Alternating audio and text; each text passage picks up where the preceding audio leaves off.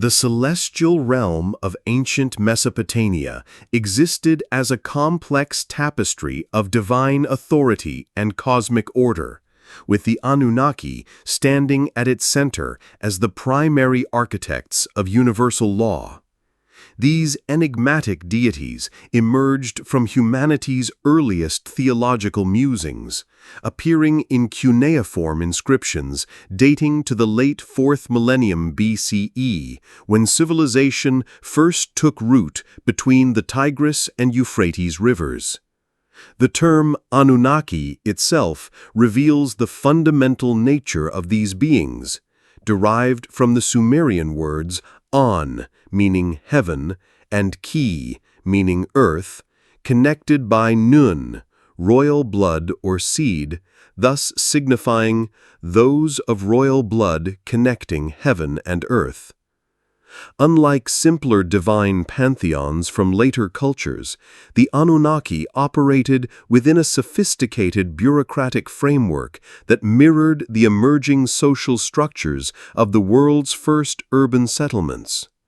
Tablets recovered from the ancient city of Shuruppak suggest that by 2800 BCE, Sumerian theologians had developed intricate hierarchical arrangements detailing the specific domains and responsibilities of at least 50 Anunnaki, though the precise number varied across different regions and historical periods.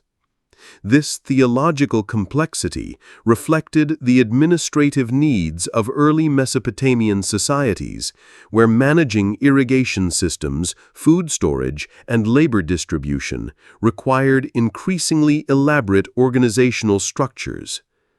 The earliest written accounts position An, later known as Anu in Akkadian texts, as the supreme authority within the Anunnaki hierarchy. His name, literally meaning sky or heaven, represented the ultimate celestial power, distant, transcendent, and rarely intervening directly in terrestrial affairs. Archaeological evidence from Uruk indicates that An's earliest shrine stood atop the massive White Temple, its elevated position physically embodying his cosmic supremacy. Hymns dedicated to An describe him as the one whose decisions cannot be altered and father of all the gods, establishing a divine patriarchy that would influence religious thought throughout the ancient Near East. Beneath An in the celestial hierarchy stood Enlil, whose name translates as Lord Breath or Lord Atmosphere, representing the active principle that animated the cosmos. While An maintained abstract authority from the highest heavens, Enlil exercised practical governance over the divine assembly and terrestrial realm. Sumerian theological texts described Enlil as the holder of the divine tablets of destiny, cosmic records that determined the fate of gods and humanity alike. His sanctuary at Nippur, located at the geographical center of Sumer, symbolized his position as the nexus of divine authority. Excavations there have revealed over 20 successive temple levels, demonstrating continuous worship spanning more than 3 millennia. Completing the primary triad of Anunnaki leadership was Enki, later Ea in Akkadian, lord of the subterranean waters and divine wisdom. His domain encompassed the Abzu, the primordial freshwater ocean believed to exist beneath the Earth's surface. Unlike the authoritarian Enlil, Enki appears in mythological texts as a creative problem solver, employing clever strategies rather than brute force. His temple at Eridu, considered the oldest religious structure in Mesopotamia, featured distinctive water channels and pools that physically manifested his connection to the life-giving waters that sustained agriculture in the arid landscape. Architectural remains show 17 successive temple reconstructions, indicating the enduring importance of Enki worship from approximately 5000 BCE through the Persian period. The dynamic tension between Enlil's authoritarian governance and Enki's creative wisdom established a theological framework for understanding cosmic conflicts that would appear repeatedly in Mesopotamian mythology. This divine dialectic reflected real political tensions within early city-states, where the competing interests of centralized authority and specialized knowledge required careful negotiation. Temple archives from Nippur contain numerous accounts of divine assemblies, where Enlil and Enki advocated different approaches to cosmic governance, with An serving as the ultimate, if often silent, arbiter of divine disputes. Feminine divine power within the Anunnaki pantheon found its primary expression through Nin Hersog, whose various names, including Ninma and Nintu, reflected her multifaceted nature as earth goddess, divine midwife, and co-creator of humanity. Archaeological evidence suggests her worship may predate organized veneration of male deities, with female figurines from pre-agricultural settlements indicating early reference for fertility principles. By the early dynastic period, Nin Hersog had been integrated into the Anunnaki hierarchy as Exalted Lady of the Mountain, a title connecting her to the primordial mound from which creation emerged. Cuneiform texts from Adab and Kish detail Nin Hersog's crucial role in divine procreation and the establishment of cosmic order. The epic Enki and Nin Hersog describes their collaborative creation of various geographical features and vegetation, establishing the template for agricultural civilization. Their relationship embodied the essential unity of masculine technical knowledge and feminine generative power necessary for human survival in Mesopotamia's challenging environment. Temple iconography frequently depicted Nin Hersog with plants sprouting from her shoulders, visually connecting her divine essence with agricultural abundance. Celestial bodies found personification through Anunnaki associated with observable astronomical phenomena. Nana, later Sin, son of Enlil, embodied the moon and established the fundamental rhythms governing Mesopotamian calendrical systems. His temple at with its massive ziggurat still partially standing today, contained specialized chambers where priests tracked lunar phases and calculated intercalations necessary for synchronizing lunar and solar cycles. Economic tablets from the III period demonstrate how lunar observations governed agricultural planning, religious festivals, and commercial activities throughout the region. Utu, Akkadian Shamash, offspring of Nana, represented the sun and the principle of justice illuminating hidden deeds. His temples featured distinctive radiating designs and were oriented precisely toward the eastern horizon where the sun emerged each morning. Legal documents frequently invoked Utu as witness to contracts and oaths, reflecting the belief that his all-seeing gaze penetrated deception and ensured honest dealings. The famous stele of Hammurabi depicts the king receiving legal authority directly from Shamash, illustrating how solar theology underpinned concepts of righteous governance throughout Mesopotamian history. Perhaps most complex among the celestial Anunnaki was Inanna, Akkadian Ishtar, associated with the planet Venus and embodying seemingly contradictory aspects of love, fertility, and warfare. Her dual nature as morning and evening star reflected her transcendence of normal boundaries and her ability to traverse between realms. Temple inventories from Uruk list hundreds of ritual garments, jewelry, and weapons dedicated to her various manifestations. The sacred marriage ceremony, documented in numerous hymns and administrative texts, involved ritual union between Inanna's high priestess and the ruling monarch, physically manifesting divine blessing upon the state and ensuring agricultural fertility. The sophisticated astronomical knowledge developed through Anunnaki worship created the world's first systematic celestial observation programs.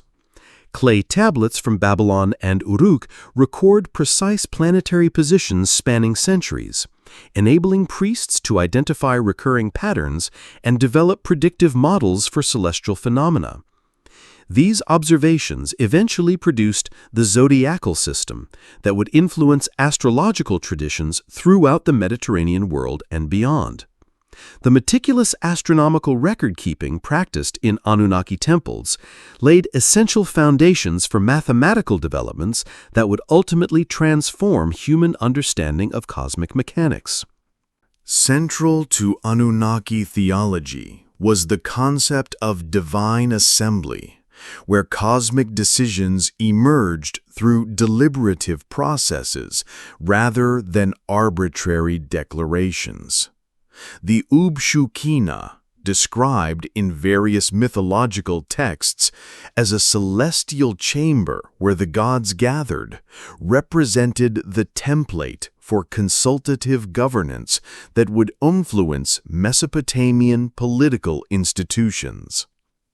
Temple architectural remains from Girsu and Nippur reveal specialized council chambers that physically replicated this divine model, with elevated platforms for senior officials and arranged seating reflecting hierarchical relations among participants.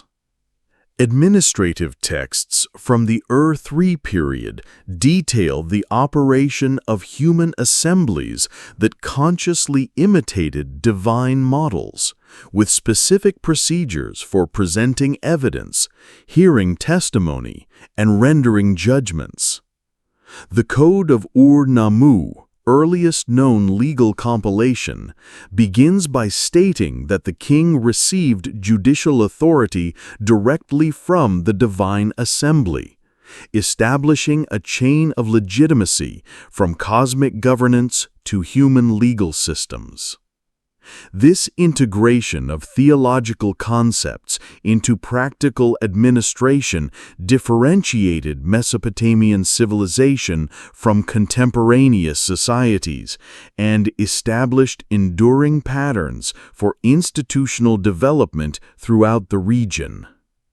The Anunnaki Governing Council, typically described as comprising 7 senior deities, though specific membership varied across traditions, established fundamental cosmic principles through collective deliberation.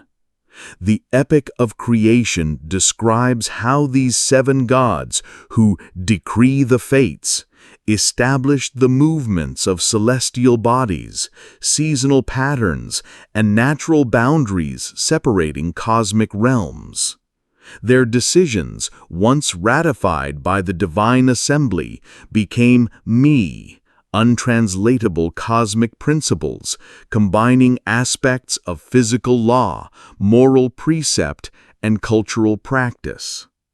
Temple inventories list statues representing these divine judges, positioned in specific arrangements replicating celestial patterns, physically manifesting cosmic governance within terrestrial sacred spaces. Secondary Anunnaki fulfilled specialized administrative functions within this cosmic bureaucracy. Nisaba served as divine scribe, maintaining celestial records and overseeing mathematical principles governing measurement and accounting. Archaeological evidence from her temple at Erish reveals storage rooms containing thousands of administrative tablets documenting agricultural production, labor allocation, and resource distribution. Specialization extended to deities like Ninurta, divine agricultural manager, who established irrigation techniques and crop rotation practices, and Ninkasi, who oversaw brewing processes essential for converting perishable grain into stable nutritional sources. This cosmic bureaucracy established patterns for human administrative development that would prove remarkably durable across millennia of political change. Even as successive waves of Akkadians, Amorites, Kassites and Assyrians conquered Mesopotamia. They preserved and adapted Anunnaki administrative structures rather than imposing entirely new systems. The practical effectiveness of these theological administrative frameworks ensured their persistence across linguistic and cultural transitions, creating institutional continuity despite political disruption. Temple archives from diverse periods reveal consistent record-keeping practices, administrative hierarchies, and resource management techniques derived from Anunnaki organizational principles. The cosmic judiciary operated through established procedures detailed in mythological narratives like Inanna's descent to the underworld, where the goddess faces judgment before the Anunnaki for transgressing cosmic boundaries.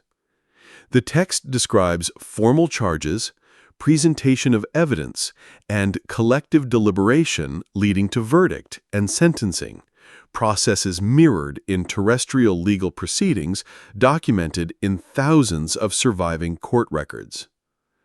Archaeological evidence from temple complexes reveals specialized chambers where priests representing different Anunnaki would assemble to render judgments on cases involving theological matters, boundary disputes, and contractual conflicts.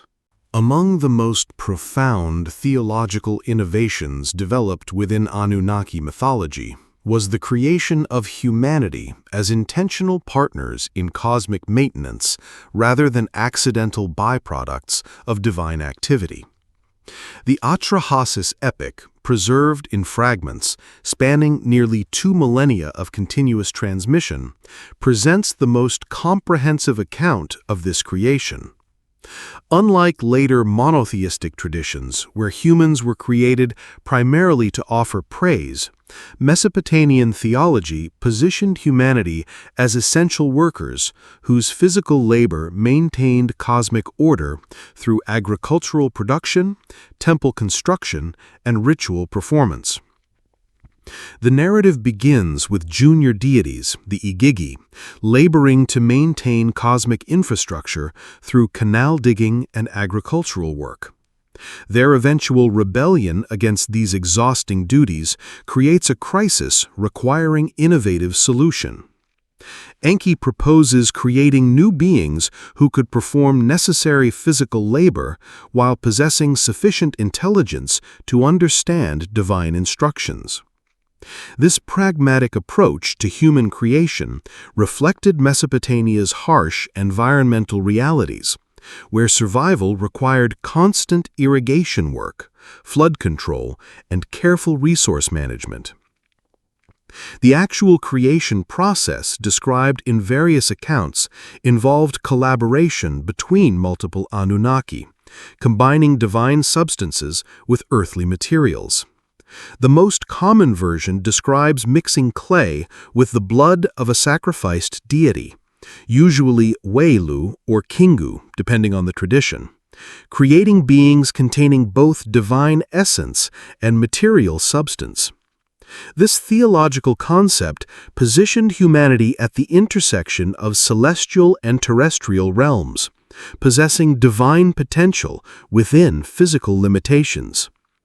Temple rituals throughout Mesopotamian history reenacted this creation through ceremonies where priests molded clay figurines while reciting creation incantations, physically manifesting the theological principle of human participation in creative processes.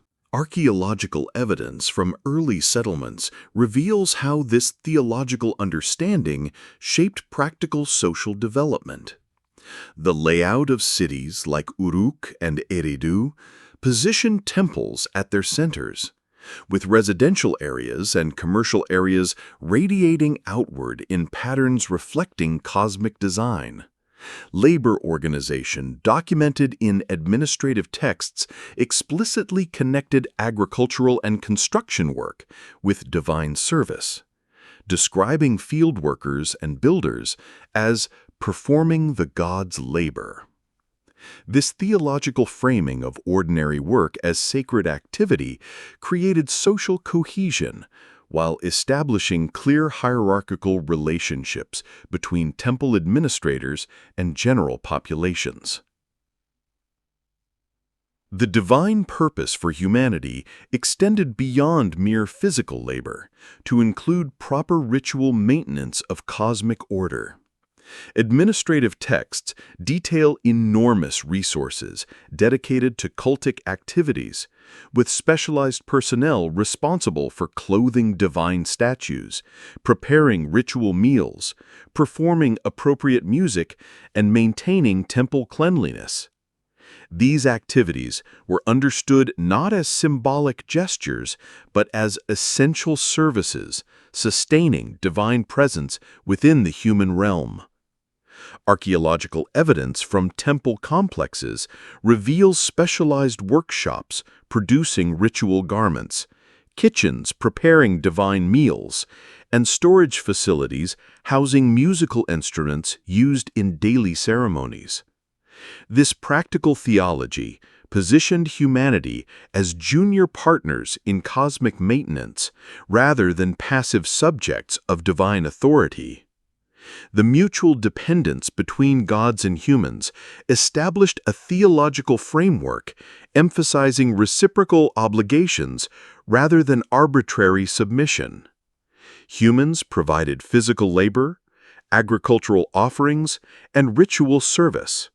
In return, the Anunnaki ensured fertile fields, orderly seasons, and protection from cosmic chaos. This relationship, though hierarchical, acknowledged human agency and essential participation in maintaining universal order, a theological innovation that would influence religious development throughout the ancient Near East. Mesopotamian flood narratives, preserved in multiple versions across different periods and languages, represent theological reflection on the precarious relationship between divine order and human development. The most detailed account appears in the Atrahasis epic, where human population growth and increasing independence create tensions within the established cosmic order. The text describes how the land extended and the peoples multiplied, with human noise disturbing Enlil's rest, a metaphorical expression of concerns about sustainable resource management and social control in densely populated urban environments. Enlil's initial responses, sending plague, drought, and famine to reduce human numbers, reflect practical challenges facing Mesopotamian societies dependent on unpredictable river systems and vulnerable to disease outbreaks in concentrated urban settlements. Archaeological evidence from multiple sites reveals periodic abandonment layers corresponding to severe environmental disruptions, providing physical context for these theological narratives. The flood itself, described as a catastrophic combination of torrential rain and rising groundwater, reflects the most devastating environmental threat in the Mesopotamian floodplain, the combined overflow of the Tigris and Euphrates rivers during spring snowmelt. Enki's warning to Atrahasis, called Utnapishtim in the Gilgamesh version and Zuyusudra in the Sumerian account, establishes a theological tradition of divine wisdom operating through human representatives rather than direct intervention. The detailed instructions for building an ark, precisely specifying dimensions, materials, and construction techniques, incorporate practical knowledge about watercraft design developed through centuries of riverine transportation experience. Archaeological evidence from maritime communities along the Persian Gulf reveals boat-building techniques matching these specifications, demonstrating how practical knowledge received theological expression through mythological narratives. The flood's duration, typically described as lasting 7 days and nights, reflects the standard pattern of Mesopotamian river flooding rather than global inundation. Geological evidence from excavations at sites like Ur, Kish, and Shurupak reveals distinct flood deposits dating to approximately 2900 BCE, providing physical evidence for catastrophic inundation that may have influenced these theological reflections. The ark's landing on Mount Nisir, or Nimush in some accounts, establishes sacred geography connecting the rebirth of human civilization with specific topographical features visible from the Mesopotamian plain. The theological resolution following the flood reveals sophisticated reflection on sustainable relationships between divine authority and human society. The establishment of natural population controls, including non-reproductive social roles, childhood mortality, and limited human lifespan, reflects practical demographic management concerns in early urban societies. The divine promise never again to destroy humanity completely acknowledges the essential role humans play in maintaining cosmic order, while new institutions, like organized religion, establish clearer communication channels between divine and human realms. This theological compromise creates a sustainable framework for human development within established cosmic parameters. Physical evidence for post-flood cultural reorganization appears in archaeological transitions between the Jemdet Nazar and early dynastic periods, when more centralized religious institutions emerged alongside standardized writing systems and administrative practices. Temple complexes expanded dramatically during this period, with architectural remains revealing specialized areas for different ritual functions and administrative activities. The proliferation of votive offerings, standardized dedicatory inscriptions, and ritual equipment demonstrates increasing investment in maintaining proper relationships with the Anunnaki through formalized religious practices. The theological concept of divine city patronage, where specific Anunnaki established permanent residences within particular urban centers, created a distinctive pattern of religious geography that shaped Mesopotamian political development for 3 millennia. Unlike later traditions where divine presence remained primarily transcendent, Anunnaki theology positioned gods as permanent residents whose temples functioned as literal divine households. Archaeological evidence reveals how this theological understanding shaped urban development, with cities like Ur, Nippur, and Babylon organized around massive temple complexes that dominated their physical and economic landscapes. Enlil's selection of Nippur as his primary residence established the city as Mesopotamia's religious capital, despite its lack of political dominance. Excavations at the Ekor temple complex reveal enormous resources invested in creating and maintaining appropriate divine accommodations, with successive building phases expanding the structure over centuries. Administrative texts document thousands of personnel assigned to various temple functions, from high priests conducting essential rituals to specialized craftspeople producing divine garments, culinary staff preparing elaborate meals, and agricultural workers managing extensive temple estates. This physical infrastructure manifested theological understanding of divine requirements for proper earthly residence. Each major Anunnaki established distinctive temple traditions reflecting their particular cosmic functions. Enki's Abzu temple at Eridu featured elaborate water installations connecting the structure with subterranean aquifers, physically manifesting his association with freshwater sources. Inanna's Iana complex at Uruk contained specialized storerooms for housing exotic trade goods, reflecting her patronage of commerce and long-distance exchange. Nana's temple at Ur incorporated astronomical observation chambers aligned with key lunar positions, facilitating the calendrical calculations essential for his cosmic timekeeping functions. These architectural specializations transformed abstract theological concepts into physical structures governing daily religious practice. The practical operation of divine households required sophisticated economic organization, documented in thousands of administrative texts. Temple archives from Lagash detail agricultural estates spanning hundreds of square kilometers, employing thousands of workers to produce offerings required for daily divine service.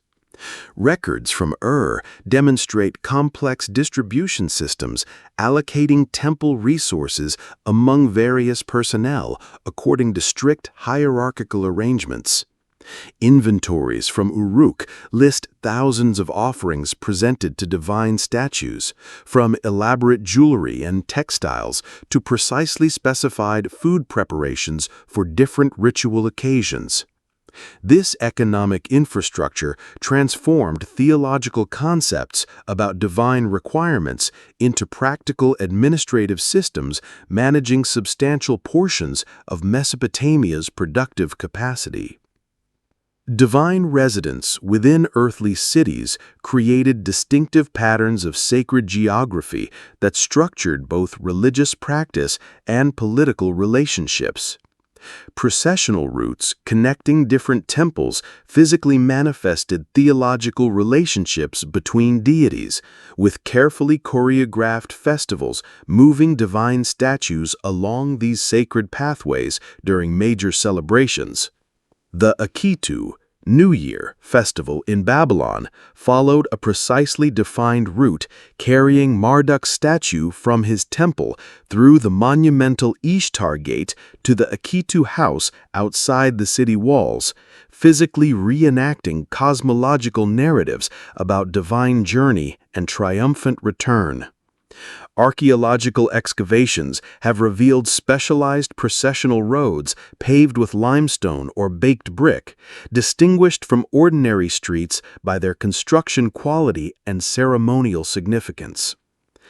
The concept of temple as divine residence required elaborate daily rituals maintaining proper care for divine inhabitants. The mouth-washing and mouth-opening ceremonies, documented in detailed ritual texts, activated divine presence within cultic statues through purification procedures involving specific incantations, waters from sacred sources, and particular woods with purifying properties.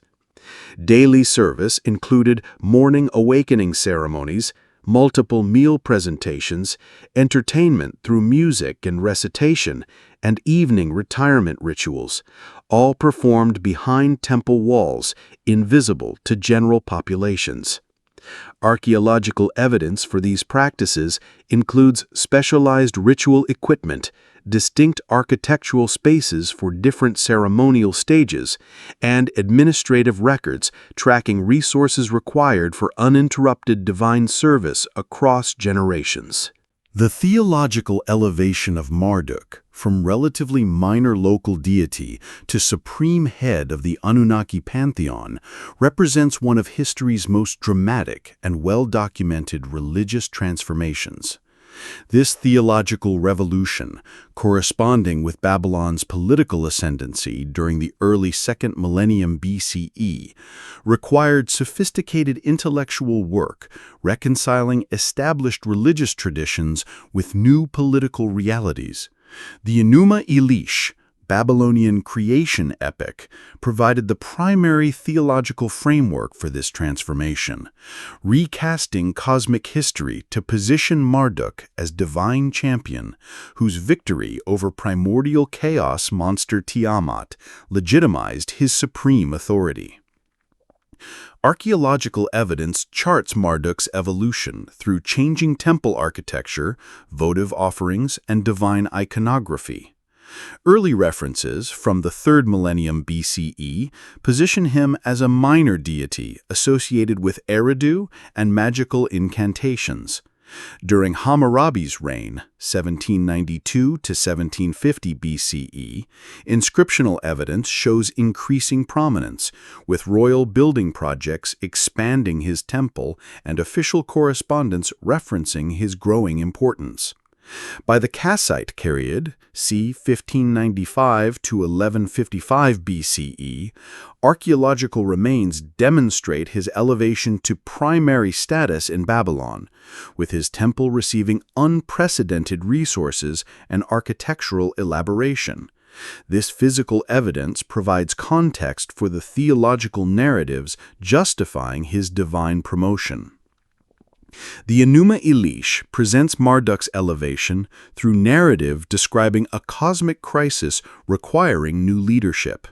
When traditional authorities, Anu, Enlil, and other established Anunnaki, prove incapable of confronting the primordial chaos monster Tiamat, Marduk offers his services in exchange for permanent supreme authority.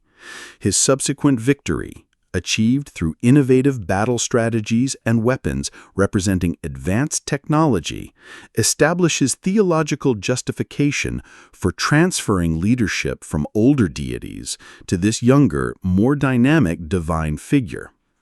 The narrative parallels Babylon's political rise through military innovation and strategic alliances, translating historical developments into cosmic mythology.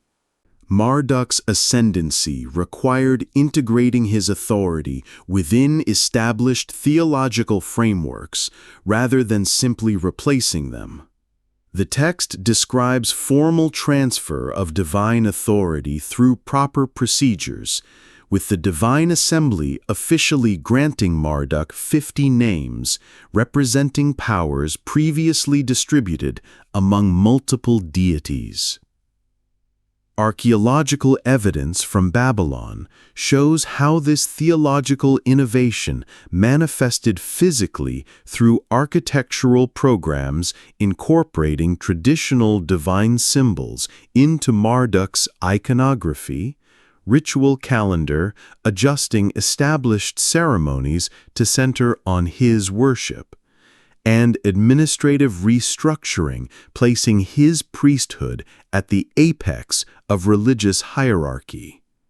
These changes maintained essential continuity with established traditions, while legitimizing fundamental theological transformation. The Asa-Gila temple complex in Babylon, dedicated to Marduk's worship, physically manifested this theological innovation through unprecedented architectural scale and elaboration. Archaeological excavations reveal a massive structure covering over 450 meters square, surrounded by multiple courtyards and auxiliary buildings housing specialized ritual functions. The adjacent Temenanke ziggurat, rising in 7 stages to approximately 90 meters height, created a monumental visualization of Marduk's cosmic authority, visible throughout the surrounding plain. Construction records document enormous resources dedicated to these structures, with specialized materials imported from distant regions and thousands of workers employed in their creation and maintenance. Ritual innovation accompanied architectural development, with the Babylonian Ikitu festival representing the most elaborate expression of Marduk's theological position. This 12-day celebration, documented in detailed ritual texts, included public processions, dramatic performances reenacting Marduk's cosmic victory, and elaborate ceremonies within the temple precinct.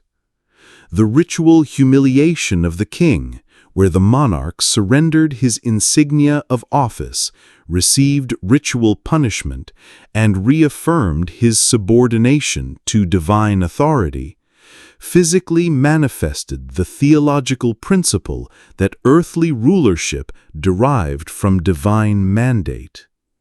Archaeological evidence for these ceremonies include processional routes, specialized ritual spaces, and administrative records documenting enormous resources allocated for festival preparations.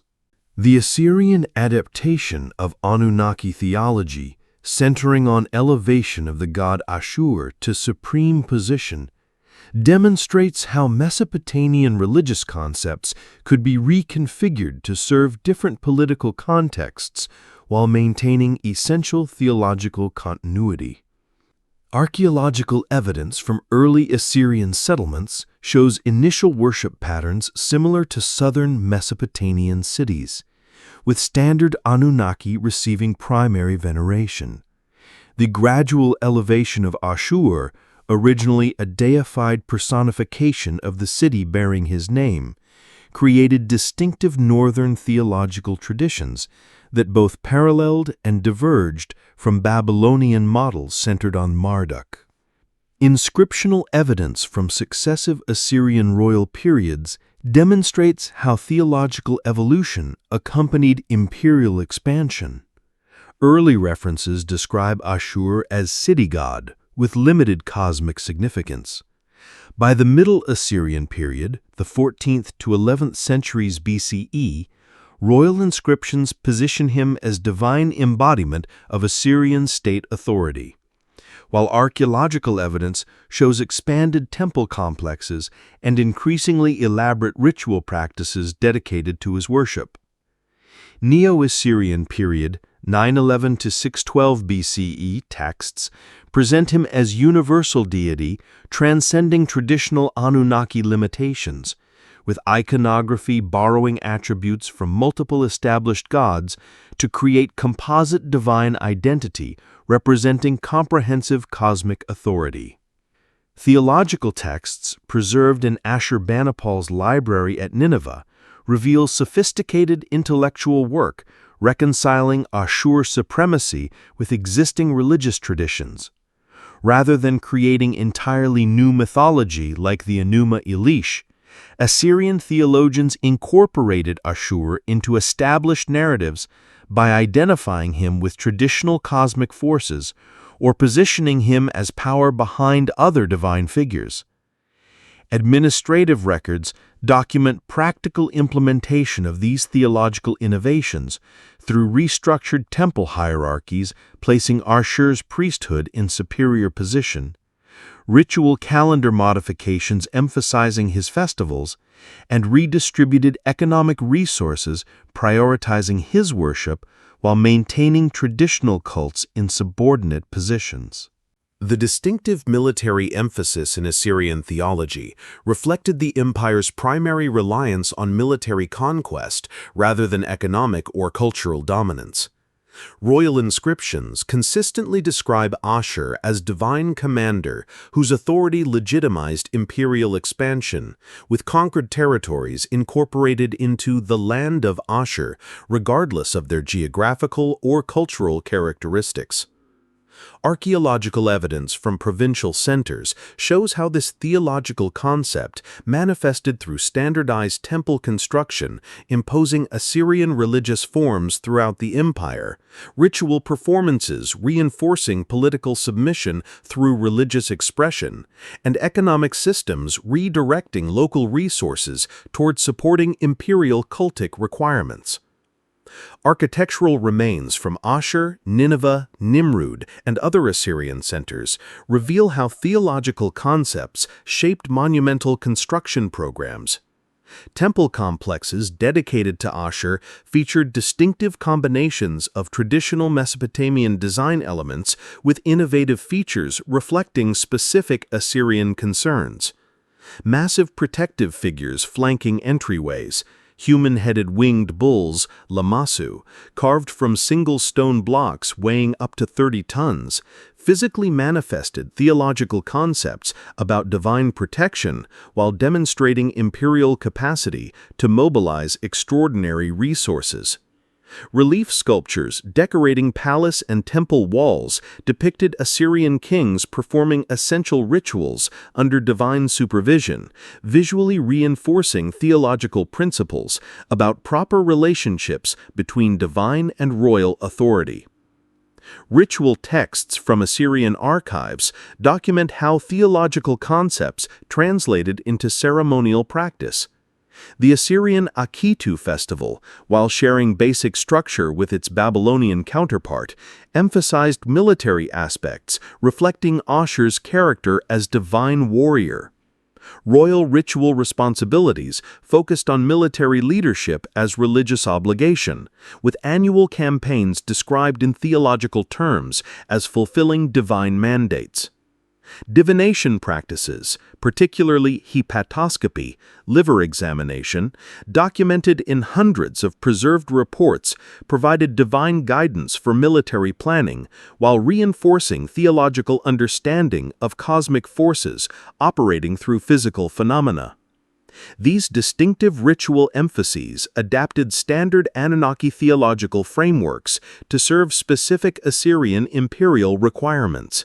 The Neo-Babylonian period, 626 to 539 BCE, witnessed conscious revival of traditional Anunnaki worship following Assyrian domination, with massive reconstruction projects physically manifesting theological restoration.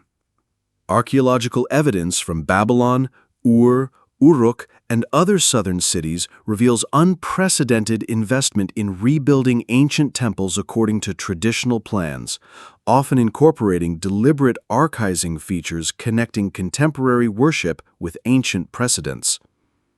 Nebuchadnezzar's famous cylinder inscriptions describe meticulous research into original temple foundations and dimensions, demonstrating conscious effort to restore authentic worship practices rather than simply imposing contemporary innovations.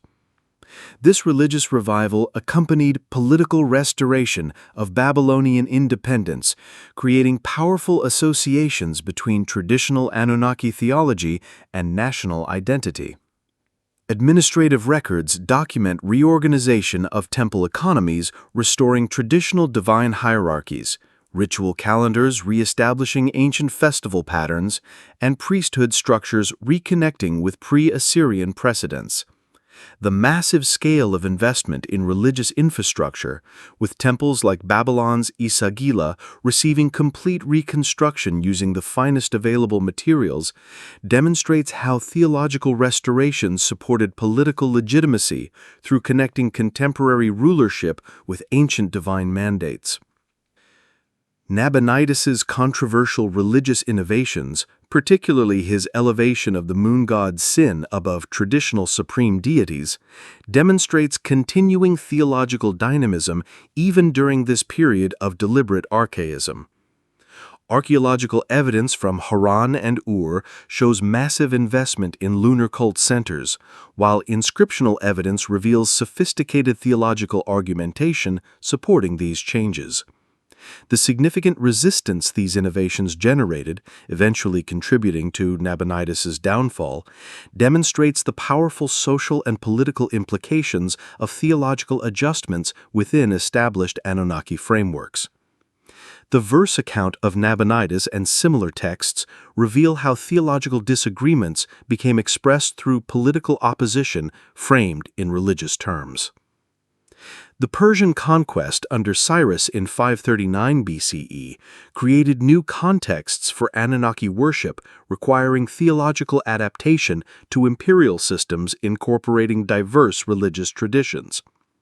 The famous Cyrus cylinder describes Persian policy, respecting local cults while establishing overarching imperial authority, creating space for continued Anunnaki worship within new political frameworks. Archaeological evidence shows continued maintenance of major temple complexes, ongoing performance of traditional rituals, and persistent economic support for established priesthoods throughout the Persian period. Administrative texts document how Anunnaki religious institutions adapted to new imperial bureaucratic requirements while preserving essential theological concepts and ritual practices. Temple records document continued traditional rituals alongside new ceremonies acknowledging imperial authority, creating practical religious accommodation without fundamental theological disruption. Astronomical texts show particular flourishing during this period, with Babylonian priests developing increasingly sophisticated mathematical models tracking celestial movements associated with different Anunnaki. These intellectual developments demonstrate continued vitality within traditional religious frameworks despite changing political contexts. The historical transition from Neo-Babylonian independence through Persian imperial incorporation established patterns of religious adaptation that would continue through subsequent Hellenistic, Parthian, and Sasanian periods. Rather than experiencing dramatic disruption, Anunnaki worship underwent gradual transformation, incorporating new elements while preserving essential theological concepts, ritual practices, and institutional structures. Archaeological evidence from major cult centers shows continuous temple occupation and ritual activity spanning these political transitions, while textual evidence demonstrates persistent copying and study of traditional religious literature alongside development of new interpretive frameworks accommodating changing intellectual and cultural contexts. Hellenistic transformation and scientific development. Alexander's conquest of Mesopotamia in 331 BCE initiated profound transformation in Anunnaki worship through introducing Hellenistic cultural frameworks that interpreted traditional theology through new philosophical lenses. Archaeological evidence from Babylon, Uruk, and other major centers reveals initial respect for traditional practices alongside gradual introduction of Greek architectural elements, administrative systems, and intellectual approaches. The foundation of new administrative centers like Seleucia on the Tigris created parallel urban systems operating according to Hellenistic principles, while traditional cities maintained established religious patterns, creating dual cultural frameworks that would interact and gradually merge over subsequent centuries. Berosus's Babyloniaca, composed around 290 BCE, represents the most significant attempt to translate Anunnaki traditions into forms accessible to Greek-speaking audiences. Though surviving only in fragments preserved by later authors, these texts reveal sophisticated effort to connect Mesopotamian theological concepts with Greek philosophical categories, presenting traditional narratives through interpretive frameworks emphasizing rational cosmological principles rather than mythological imagery. Archaeological evidence from sites like Babylon's Esagila shows physical manifestation of these intellectual developments, with Greek-style theaters and educational facilities appearing alongside traditional temple structures, creating spaces where different cultural traditions could interact and cross-fertilize. The identification of traditional Anunnaki with Greek divine counterparts created syncretic theological systems, preserving essential Mesopotamian concepts within Hellenistic frameworks. Inscriptional evidence shows Marduk associated with Zeus, Nabu with Apollo, Ishtar with Aphrodite, and similar pairings that facilitated continued worship under new cultural conditions. Temple records document continued ritual activities incorporating elements from both traditions, while administrative texts reveal preservation of traditional priesthoods alongside new Hellenistic institutions. These practical accommodations enabled theological continuity despite significant cultural transformation, demonstrating the flexibility and adaptability that had characterized Anunnaki worship throughout its 3-millennium history. The most significant intellectual development during this period emerged through astronomical observation programs maintained by temple institutions at Babylon, Uruk, and other traditional centers. Cuneiform astronomical diaries, preserved in thousands of fragments dating from approximately 750 BCE through the 1st century CE, document systematic celestial observations connecting specific Anunnaki with particular heavenly bodies and developing sophisticated mathematical models predicting their movements. These observational programs, operating continuously across political transitions from Neo-Assyrian through Seleucid periods, demonstrate remarkable institutional stability while producing significant scientific advancement through connecting theological frameworks with empirical observation. The mathematical astronomy developed within these temple contexts represented the most sophisticated scientific achievement of the ancient world, with Babylonian methods surpassing Greek capabilities in predictive accuracy until Ptolemy incorporated their techniques in the 2nd century CE. Tablets from the Seleucid period document methods for calculating lunar and planetary positions using complex mathematical functions rather than simple numerical patterns, demonstrating abstract theoretical understanding alongside practical observational expertise. These intellectual achievements emerged directly from theological frameworks associating specific Anunnaki with particular heavenly bodies, with religious requirements for accurate prediction driving mathematical innovation that would ultimately contribute to scientific astronomy's development.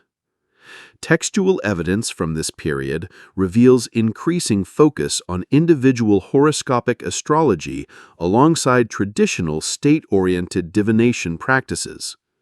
Earlier Mesopotamian celestial divination primarily concerned collective matters affecting royal decision-making and state welfare, while Hellenistic period texts show growing emphasis on individual birth charts and personal destiny. This transformation reflected broader cultural shifts toward individualized religious experience characteristic of the Hellenistic age, with traditional Anunnaki reconceptualized as cosmic forces affecting personal circumstances rather than primarily state-level concerns. Administrative records show traditional temple institutions adapting to these changing religious interests by developing new services while maintaining established ritual practices. These developments represent evolution rather than replacement of traditional Anunnaki theology, with core concepts and practices continuing alongside new interpretive frameworks. Archaeological evidence from major temple centers shows continuous occupation and ritual activity throughout the Seleucid period, while cuneiform tablets demonstrate persistent copying and transmission of traditional religious literature alongside development of new astronomical and astrological compositions. The gradual nature of this transformation reflected established patterns of theological adaptation that had characterized Anunnaki worship throughout its history, allowing essential religious continuity despite significant cultural and intellectual change. The Mandean religious community, emerging in southern Mesopotamia during the early centuries CE, preserved significant elements of traditional Anunnaki cosmology within new theological frameworks emphasizing gnosis, spiritual knowledge, rather than temple-based worship. Mandean religious texts describe elaborate cosmological systems featuring multiple light worlds inhabited by divine beings, Uthra, whose attributes and relationships show clear connections with traditional Anunnaki, though reinterpreted through dualistic frameworks, distinguishing spiritual light from material darkness. Ritual practices preserved ancient purification techniques, incantation formulas, and sacred geography, connecting specific rivers and locations with cosmic powers. These religious developments demonstrate how theological concepts could persist through significant transformation when formal institutional structures declined. The Haranian community, centered around the ancient city of Haran, modern southern Turkey, maintained even more direct continuity with traditional Anunnaki worship, preserving temple-based planetary cults into the Islamic period. Historical accounts describe elaborate ritual practices, astronomical observation programs, and philosophical schools operating continuously from the late Babylonian through early Islamic periods. When threatened with persecution as pagans under Islamic rule, the community successfully claimed status as Sabians, a protected religious category mentioned in the Quran, by emphasizing their monotheistic elements and ancient prophetic traditions. This strategic theological adaptation enabled continued practice of essentially Mesopotamian religious traditions within Islamic legal frameworks, demonstrating remarkable institutional resilience across dramatic political transitions. The transmission of Mesopotamian astronomical knowledge through multiple cultural intermediaries represents one of the most significant legacies of Anunnaki traditions. Syriac Christian scholars, particularly those associated with the school of Nisibis during the 5th and 6th centuries CE, preserved and translated astronomical texts incorporating traditional Mesopotamian methods and terminology. These materials subsequently influenced Islamic astronomical developments through figures like Tabet ibn Qura, himself from the Haranian community, who translated ancient works while contributing original advances building on traditional foundations. The resulting synthesis preserved essential mathematical techniques, observational methods, and celestial associations originally developed within Anunnaki temple contexts, ensuring their continued influence on astronomical science long after their theological frameworks had been superseded. The Gayat al-Hakim, Goal of the Wise, later known in Europe as Picatrix, contains elaborate planetary invocation rituals showing clear Mesopotamian influence, demonstrating transmission of traditional knowledge across vast geographical and cultural distances through practical magical traditions. Jewish communities remaining in Mesopotamia following the Babylonian exile developed complex relationships with Anunnaki traditions, simultaneously rejecting polytheistic theology while adapting cosmological concepts, narrative frameworks, and ritual techniques within monotheistic contexts. Talmudic discussions contain numerous references to Mesopotamian astrological concepts, mathematical methods, and calendarical systems, reflecting continuous cultural exchange. The development of Jewish mystical traditions, particularly early Merkaba mysticism, focusing on divine throne visions, shows possible influence from Mesopotamian divine assembly concepts and celestial ascent narratives, suggesting how theological ideas could persist through transformation into new religious contexts. The gradual decline of cuneiform literacy created significant challenges for preserving traditional Anunnaki literature, with the last known cuneiform texts produced during the 1st century CE. However, archaeological evidence demonstrates that temple structures remained in use for various purposes long after traditional literate priesthoods disappeared. The continued veneration of ancient sites, documented in travelers' accounts through the medieval period, indicates persistent cultural memory of their sacred significance despite theological transformation. This physical continuity provided tangible connection with ancient traditions, even after their original institutional frameworks had dissolved, contributing to the remarkable endurance of Mesopotamian cultural influence despite political, linguistic, and religious disruption. The systematic rediscovery of ancient Mesopotamian civilization began in the mid-19th century when European explorers and diplomats first excavated major archaeological sites and transported artifacts to museums in London, Paris, and Berlin. Austin Henry Layard's excavations at Nineveh between 1845 and 1851 recovered thousands of cuneiform tablets from Ashurbanipal's royal library, including major mythological texts featuring the Anunnaki. These discoveries coincided with development of decipherment techniques, allowing scholars to read cuneiform script for the first time in nearly 2 millennia, gradually revealing the sophisticated theological systems that had shaped Mesopotamian civilization throughout its long history. George Smith's identification of the Flood Tablet from the Gilgamesh epic in 1872 created international sensation by demonstrating connections between Mesopotamian and biblical narratives. His public lecture at the Society of Biblical Archaeology attracted unprecedented attention, including from British Prime Minister Gladstone, highlighting the immediate cultural relevance these ancient texts held for Victorian society. Subsequent discoveries of creation narratives, divine genealogies, and ritual texts revealed increasingly comprehensive information about Anunnaki theology, challenging Eurocentric assumptions about religious development and demonstrating the sophisticated nature of ancient Near Eastern thought. The progressive recovery of Mesopotamian religious literature through the late 19th and early 20th centuries enabled increasingly detailed reconstruction of Anunnaki theology.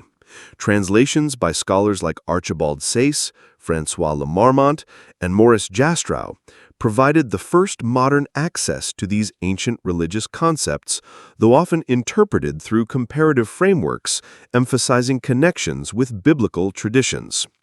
The establishment of specialized academic disciplines, including Assyriology, Sumerology, and cuneiform studies, created institutional frameworks for systematic analysis of these materials, gradually revealing their distinctive characteristics rather than simply viewing them through biblical lenses. German excavations at Babylon under Robert Koldewey in 1919 to 1917, and British excavations at Ur under Leonard Woolley in 1922 to 1934 revealed the monumental physical infrastructure supporting Anunnaki worship, providing archaeological context for understanding religious texts. These excavations uncovered temple complexes, ritual equipment, votive offerings, and administrative archives documenting the practical operation of religious institutions over thousands of years. The discovery of the royal cemetery at Ur, with its elaborate burials and evidence for possible human sacrifice, demonstrated the extraordinary resources dedicated to maintaining relationships between royal and divine authority, providing concrete evidence for theological concepts previously known only through texts. Systematic excavations at Nippur by the University of Pennsylvania, beginning 1889, recovered the largest corpus of Sumerian literary texts ever discovered, enabling reconstruction of the earliest phases of Anunnaki theology. Samuel Noah Kramer's pioneering translations of these materials revealed sophisticated mythological narratives, cosmological speculations, and theological debates from the 3rd millennium BCE, demonstrating the antiquity and complexity of Mesopotamian religious thought. These discoveries challenged prevailing assumptions about religious evolution by revealing highly developed theological systems predating biblical traditions by millennia, forcing reconsideration of ancient Near Eastern intellectual history. Thorkild Jacobson's innovative approach to Mesopotamian religion, developed through publications spanning from the 1940s through 1980s, established analytical frameworks for understanding its historical development and psychological dimensions. His identification of successive phases in religious consciousness, from early preoccupation with natural forces through increasingly personified deities to abstract cosmic principles, provided evolutionary models that influenced subsequent scholarship while avoiding simplistic progressivism. Jacobson's psychological interpretations, emphasizing emotional responses to environmental challenges and social tensions, connected theological concepts with lived experience in ancient Mesopotamian communities, demonstrating how religious ideas addressed practical human concerns. The recovery of ancient Mesopotamian religious texts coincided with development of alternative religious movements in Western societies, creating contexts where these materials received interpretations diverging significantly from academic consensus. Theosophical writers, including Helena Blavatsky, incorporated selective references to Mesopotamian deities within syncretic spiritual systems, combining elements from diverse traditions, often emphasizing supposed esoteric meanings rather than historical contexts. These interpretations, while historically problematic, demonstrated the continuing appeal of ancient Mesopotamian religious concepts within modern spiritual frameworks seeking alternatives to established Western traditions. The most influential alternative interpretation emerged through Zecharia Sitchin's ancient astronaut hypothesis, beginning with his 1976 publication, The 12th Planet, and continuing through numerous subsequent works. Sitchin claimed that cuneiform texts actually documented extraterrestrial beings, the Anunnaki, who visited Earth approximately 450,000 years ago, genetically engineered modern humans by combining their DNA with existing hominids, and established ancient civilizations before departing with promises to return. These interpretations, rejected by all mainstream scholars, nevertheless gained substantial popular following through presenting ancient myths as literal historical accounts involving advanced technology rather than religious symbolism. Sitchin's fundamental claim that he alone correctly translated texts misunderstood by professional scholars relied on selective citation, mistranslation, and ignoring contextual evidence that contradicted his interpretations. His assertion that Anunnaki means those who from heaven to earth came contradicts well-established linguistic analysis, showing it actually means princely offspring or offspring of An. His identification of the Sumerian sign Dingr as referring to pure ones of the blazing rockets ignores its consistent use as a determinative marking divine names rather than describing physical characteristics. Despite these and numerous other demonstrable errors, his works continue influencing popular understanding of Mesopotamian religion through presenting speculation as authoritative translation. The wider ancient aliens hypothesis, popularized through television programming, internet content, and derivative publications, incorporated Sitchin's Anunnaki interpretation within broader claims about extraterrestrial influence on human development. These approaches typically present genuinely mysterious archaeological or historical evidence alongside speculation about alien involvement, creating false equivalence between established scientific uncertainty and unsubstantiated extraterrestrial hypotheses. By positioning academic scholars as closed-minded defenders of orthodox interpretations rather than researchers following evidence-based methodologies, These narratives create epistemic frameworks where lack of scientific support becomes evidence of suppressed truth, rather than indicative of problematic claims. The psychological appeal of these alternative interpretations reflects legitimate human interest in cosmic origins, technological advancement, and ancient wisdom, addressed through frameworks combining scientific terminology with spiritual significance.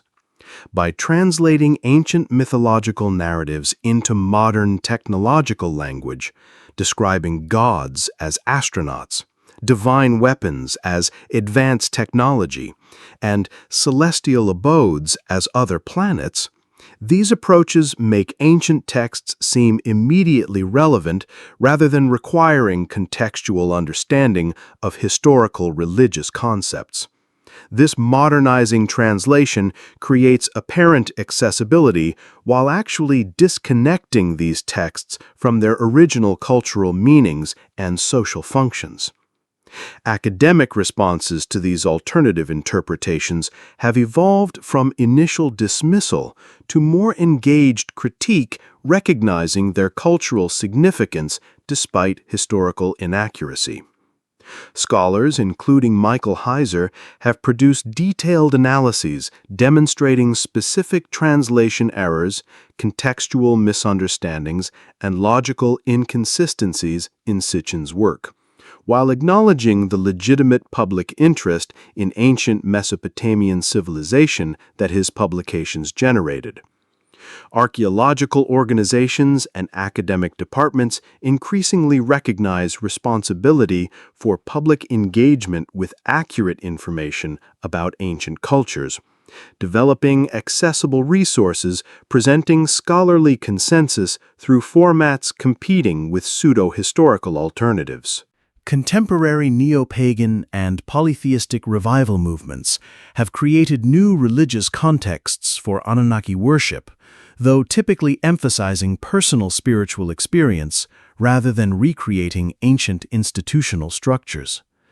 Groups including the Temple of Sumer, Mesopotamian Reconstructionist community, and various independent practitioners have developed modern devotional practices drawing inspiration from historical sources while adapting to contemporary social contexts.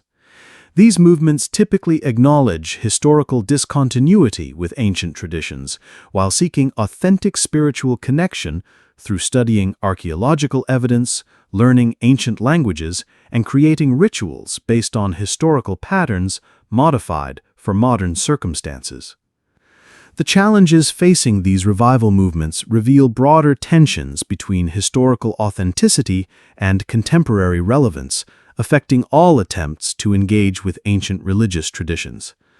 Questions about appropriate ritual formats, theological interpretation, ethical considerations, and relationship with other religious traditions generate ongoing discussions within these communities. The absence of continuous tradition creates both limitations and opportunities. While lacking direct transmission of religious knowledge, modern practitioners can engage selectively with historical evidence, emphasizing elements compatible with contemporary values, while modifying or rejecting problematic aspects of ancient practice, like blood sacrifice, hierarchical priesthoods, or patriarchal social structures.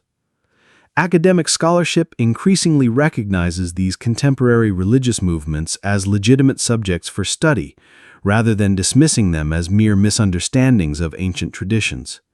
Research examining how modern practitioners interpret historical evidence, negotiate authenticity claims, and develop practical religious systems demonstrates continuing evolution of religious traditions across historical discontinuities.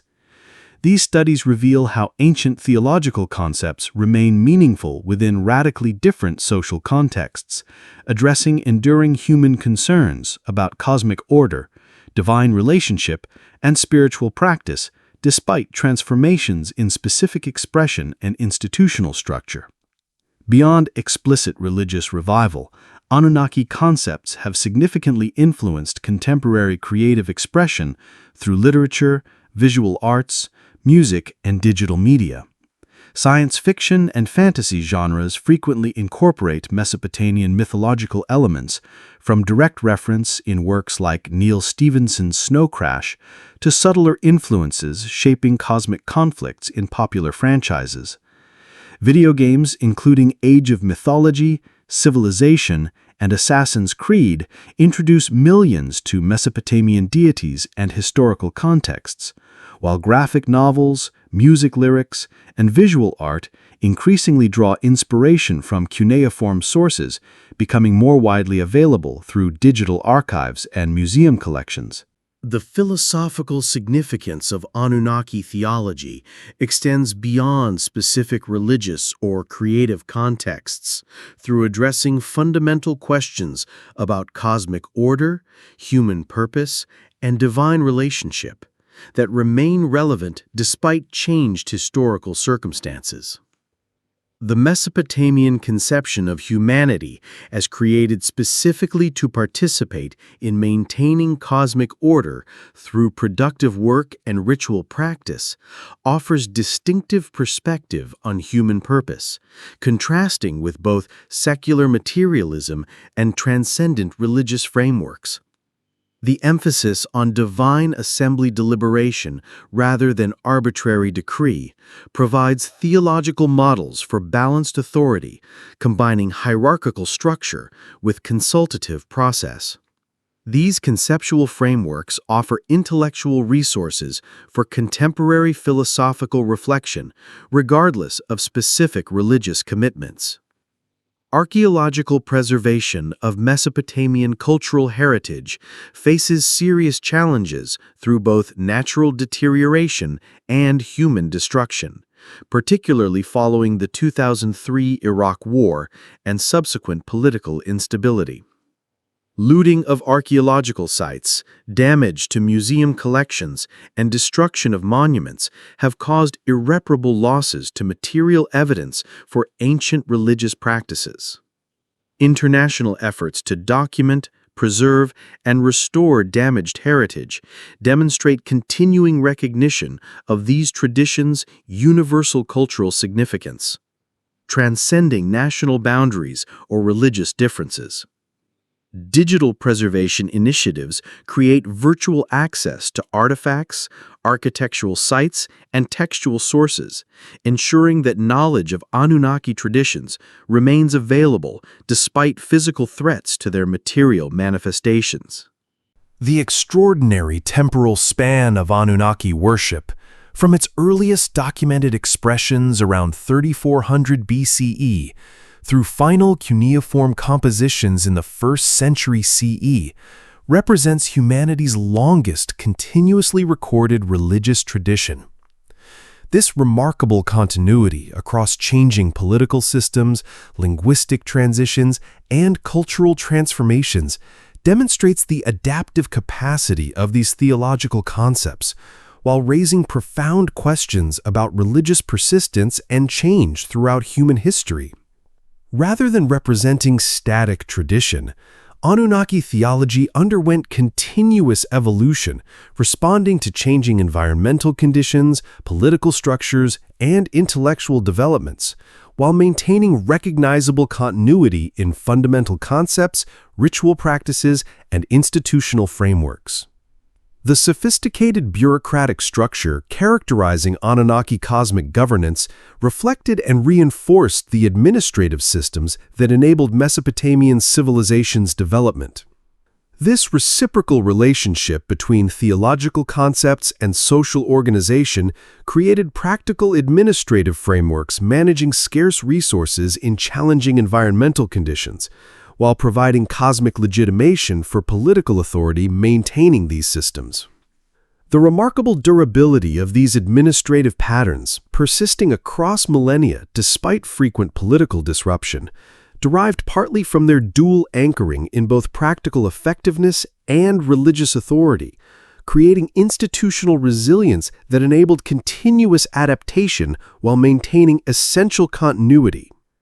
The gradual transformation rather than abrupt replacement of Anunnaki worship challenges simplistic models of religious change emphasizing conquest, conversion, or revelation. Archaeological and textual evidence demonstrates continuous temple occupation, persistent ritual practices, and ongoing theological development across political transitions that might otherwise appear as decisive breaking points. Even following Alexander's conquest, traditional religious institutions continued functioning for centuries alongside new Hellenistic structures, creating extended periods of cultural negotiation rather than immediate replacement. This pattern suggests broader questions about religious continuity beneath apparent disruption, potentially applicable to other historical contexts where assumed discontinuities might similarly mask more complex processes of gradual transformation. The remarkable intellectual achievements emerging from Anunnaki temple contexts, particularly in astronomy, mathematics, and literature, demonstrate how religious institutions can foster sophisticated knowledge development, addressing both practical and theoretical questions. The systematic astronomical observation programs maintained by temple institutions across millennia produced the ancient world's most advanced mathematical methods for predicting celestial phenomena, ultimately contributing to scientific astronomy's foundations. The literary compositions preserving mythological narratives represent some of humanity's earliest and most sophisticated exploration of cosmic origins, divine purpose, and human significance. These intellectual traditions remind us that religious and scientific thinking have often developed in complementary rather than opposing relationship throughout much of human history.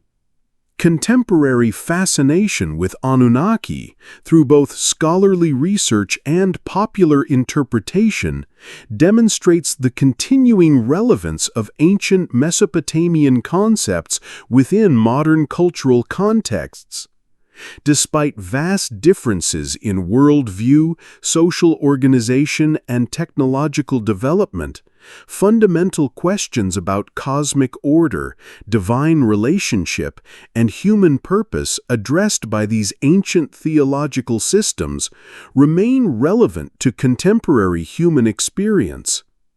The diverse interpretations these traditions now receive, from rigorous historical analysis through creative reinterpretation to pseudo-historical speculation, demonstrate their remarkable fertility in generating meaning across radically different cultural contexts from those in which they originally developed. The enduring legacy of Anunnaki theology ultimately transcends specific historical manifestations through addressing perennial human concerns about finding meaning within apparently chaotic existence, establishing ethical frameworks guiding social interaction, and maintaining hope despite awareness of mortality. The ancient Mesopotamian answers to these questions, emphasizing human participation in cosmic maintenance, reciprocal relationship between divine and human realms, and finding meaning through productive work rather than escape from material existence, offer distinctive perspective contributing to humanity's ongoing religious and philosophical conversation. This enduring significance, persisting millennia after their original institutional contexts disappeared, represents perhaps the most remarkable testament to the intellectual and spiritual power of the traditions centered on these ancient deities who connected heaven and earth. The intellectual traditions surrounding Anunnaki worship generated sophisticated theological debates addressing fundamental questions about divine nature, cosmic purpose, and appropriate human response to divine authority. Temple archives from Nippur, Sippar, and Babylon preserve commentaries on canonical myths, demonstrating how priests analyzed textual inconsistencies, resolved apparent contradictions, and developed interpretive frameworks explaining difficult passages. These commentaries reveal active theological reasoning rather than passive text preservation, with scribes engaging critically with inherited traditions while maintaining reverence for their divine origins. The Babylonian Theodicy, composed around the 11th century BCE, presents a sophisticated dialogue between suffering individual and learned friend discussing divine justice, demonstrating philosophical questioning within traditional religious frameworks. Unlike later Greek philosophical approaches emphasizing abstract reasoning independent from religious authority, Mesopotamian intellectual traditions integrated critical analysis within theological contexts, developing sophisticated interpretive methods that influenced subsequent Near Eastern traditions, including biblical exegesis. Divine knowledge itself constituted a central theological concept, with Mesopotamian traditions developing elaborate mythological narratives explaining how essential civilizational knowledge reached humanity through specific Anunnaki.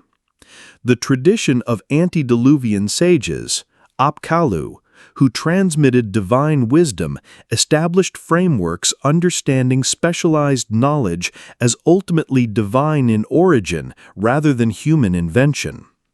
Archaeological evidence from Assur and Nineveh includes distinctive fish-cloaked figures representing these mythological sages, demonstrating how abstract theological concepts received concrete visual representation, influencing religious practice.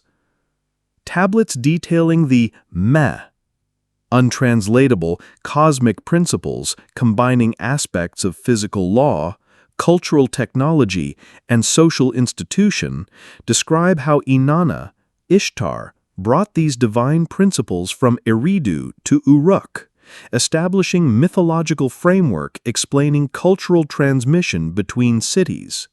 These traditions positioned specific divine figures as patrons of particular knowledge domains, with Enki associated with crafts and technical skills, Nisaba with writing and accounting, and Nabu with scribal arts and record-keeping.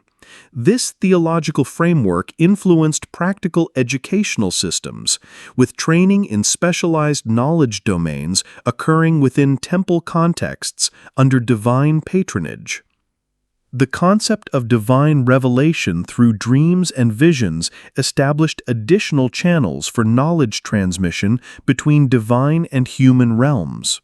Royal inscriptions frequently describe monarchs receiving divine communication through dreams directing temple construction, military campaigns, or legal reforms. Ritual texts describe elaborate incubation practices where individuals seeking divine guidance would sleep within temple precincts following purification procedures, creating institutional frameworks facilitating divine human communication. Medical texts classify specific dream images according to their prognostic significance, demonstrating systematic approaches to interpreting divine communication rather than arbitrary assignment of meaning. The organization of divine knowledge itself received theological attention, with traditional lists, lexical texts, organizing and categorizing everything from divine names to professional occupations, animal species to geographical features. These lists, preserved in thousands of tablets from temple and palace archives, represented theological assertion of cosmic order through proper categorization. The educational curriculum requiring scribes to copy these texts transmitted not merely factual information, but theological understanding of proper cosmic organization reflected in ordered knowledge categories. The An Anum list, detailing divine names, epithets, and relationships, represents the most comprehensive organization of pantheon information, functioning simultaneously as theological statement and practical reference text. Beyond the organized divine hierarchy, Mesopotamian religious traditions recognized numerous threatening entities occupying liminal positions between divine and mortal realms.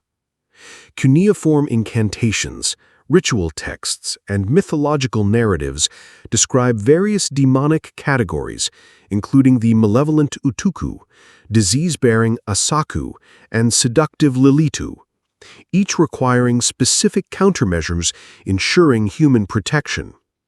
Archaeological evidence for these beliefs includes protective figurines buried beneath house foundations, amulets bearing specialized anti-demonic inscriptions, and architectural features designed to prevent malevolent supernatural entry into human dwellings.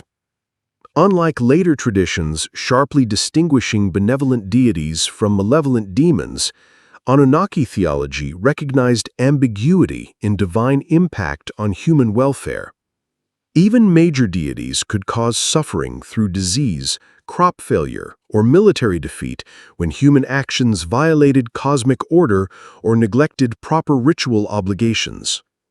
The god Nergal simultaneously governed both plague and military victory, while Ishtar controlled both fertility and destructive warfare. This theological ambivalence reflected practical recognition of natural forces' dual creative and destructive potential within Mesopotamia's challenging environmental context, where the same rivers bringing agricultural fertility could cause devastating floods, and the same seasonal patterns ensuring crop growth could bring dangerous storms. Hybrid monsters, combining features from different species, represented another category of threatening entities requiring divine management to maintain cosmic order. The Anzu bird, lion-headed eagle who stole the tablets of destiny, Humbaba, terrifying guardian of cedar forest, and numerous serpentine creatures appearing in mythological narratives represented chaotic forces requiring containment rather than complete elimination. Archaeological evidence for these concepts includes palace reliefs depicting divine combat with hybrid creatures, cylinder seals showing triumph over monstrous adversaries, and protective figures combining features from multiple animals to counter specific threats. These visual representations translated abstract theological concepts about cosmic conflict into concrete images influencing religious practice.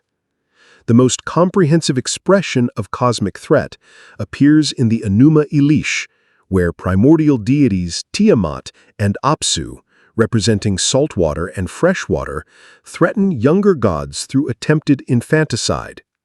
This mythological narrative transforms natural tension between environmental forces into cosmic drama, justifying existing political theological order through portraying current divine hierarchy as a result of necessary victory over chaotic alternatives. Archaeological evidence from Babylon shows how these mythological concepts received expression through ritual performance during New Year ceremonies, with divine combat against chaos forces reenacted through ceremonial processions, ritualized combat, and theatrical presentations physically manifesting theological concepts within urban sacred geography. Mesopotamian traditions developed sophisticated ritual technologies addressing these supernatural threats through various protective mechanisms. Namburbi rituals identified and countered specific demonic threats, indicated through ominous signs, while specialized incantation series, including Maklu, burning, Shurupu, incineration, and Utuku Lemnutu, evil spirits, provided comprehensive countermeasures against different supernatural dangers. Archaeological evidence for these practices includes ritual bowls with specialized inscriptions, burned materials from apotropaic ceremonies, and architectural features designed to house protective figures guarding building entrances. These material remains demonstrate how theological concepts about supernatural threat translated into practical ritual technologies addressing specific human concerns. Divine protection against these threats required maintaining proper relationship with specific Anunnaki through both regular worship and specialized ritual protection. The concept of personal deity, ilu, specific divine figure maintaining special protective relationship with individual human, appears in numerous texts describing proper reciprocal obligations ensuring divine protection against supernatural dangers. Archaeological evidence for these practices includes thousands of personal seal inscriptions invoking divine protection, specialized protective amulets worn on the body, and foundation deposits establishing divine presence within domestic spaces.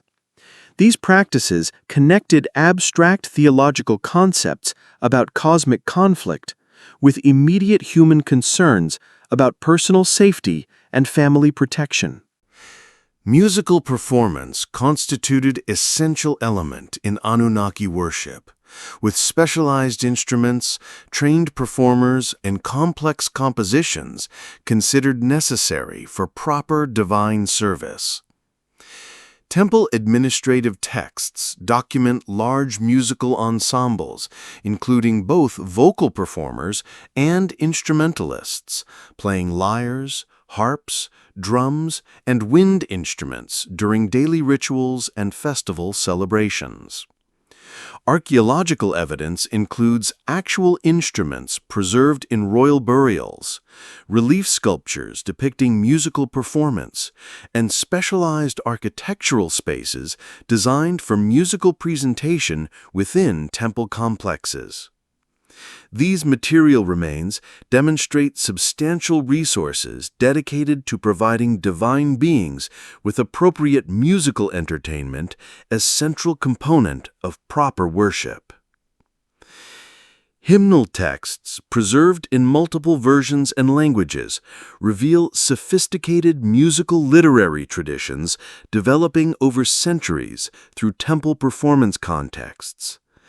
Royal hymns celebrating divine selection of human rulers, divine love songs describing celestial relationships, and lamentations mourning destroyed cities and temples represent different genres addressing various theological concerns through musical expression.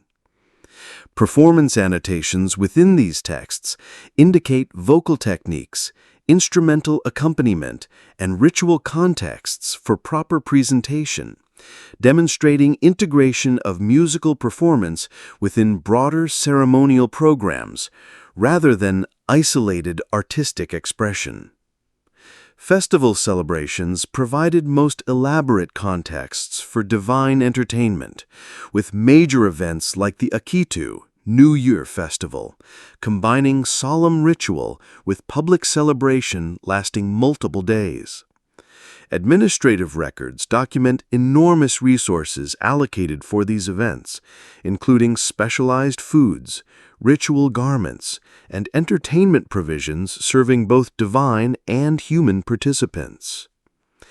Archaeological evidence includes specialized processional routes connecting different sacred locations, large courtyards accommodating public gatherings, and ritual equipment used during festival ceremonies. These physical remains demonstrate how theological concepts about proper divine celebration received concrete expression through transformed urban environments dedicated to festival performance. Sumerian composition, known as Inanna and Enki, the transfer of the arts of civilization from Eridu to Erech, describes divine feast where intoxicated Enki transfers cosmic powers to Inanna, establishing mythological precedent connecting divine celebration with power transfer that influenced royal festival ceremonies throughout Mesopotamian history. Royal inscriptions frequently describe elaborate feasts hosted by monarchs in divine honor, where overwhelming sensory abundance through food, drink, fragrance, and entertainment demonstrated royal capacity to properly honor divine guests. These traditions established patterns connecting political legitimacy with appropriate divine entertainment that persisted across millennia of Mesopotamian cultural development. Divine statues received specialized entertainment, including daily meals presented with careful attention to proper sequence, ingredient quality, and ritual purity. Temple administrative records document enormous resources dedicated to divine table service, with specialized personnel responsible for food preparation, presentation, and subsequent distribution to human participants. Archaeological evidence includes dedicated temple kitchens, specialized serving vessels, and offering tables positioned before divine statues.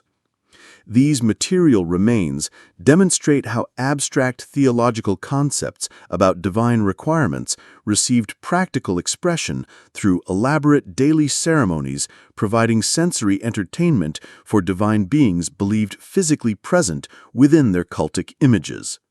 Comedy, storytelling, and dramatic performance appear in various texts describing entertainment appropriate for divine beings, though fewer details survive about these performance traditions compared with more solemn ritual activities. References to mythological recitation, enacted ritual dramas, and specialized entertainers appear in festival texts and literary compositions, suggesting diverse performance traditions beyond formal worship. Archaeological evidence includes masks potentially used in ritual dramas, specialized performance spaces within temple complexes, and artistic representations showing various entertainment activities.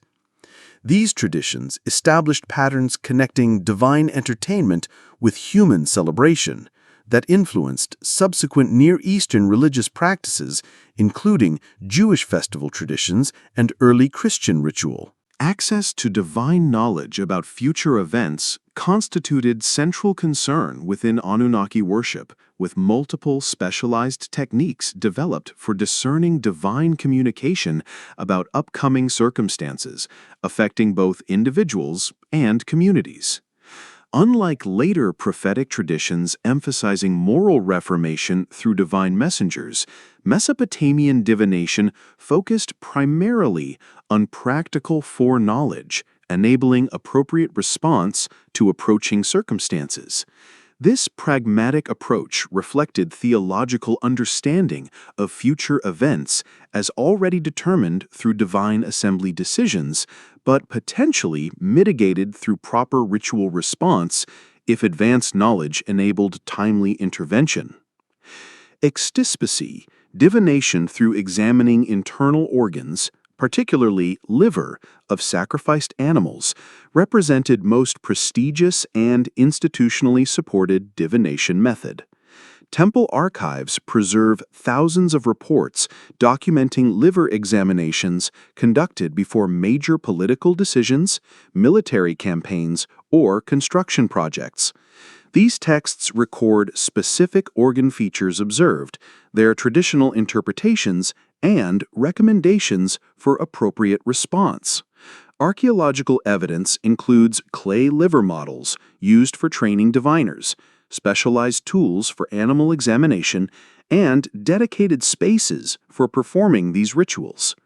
These sophisticated interpretive frameworks developed for reading these divine signs influenced subsequent Mediterranean divinatory traditions, including Etruscan and Roman practices.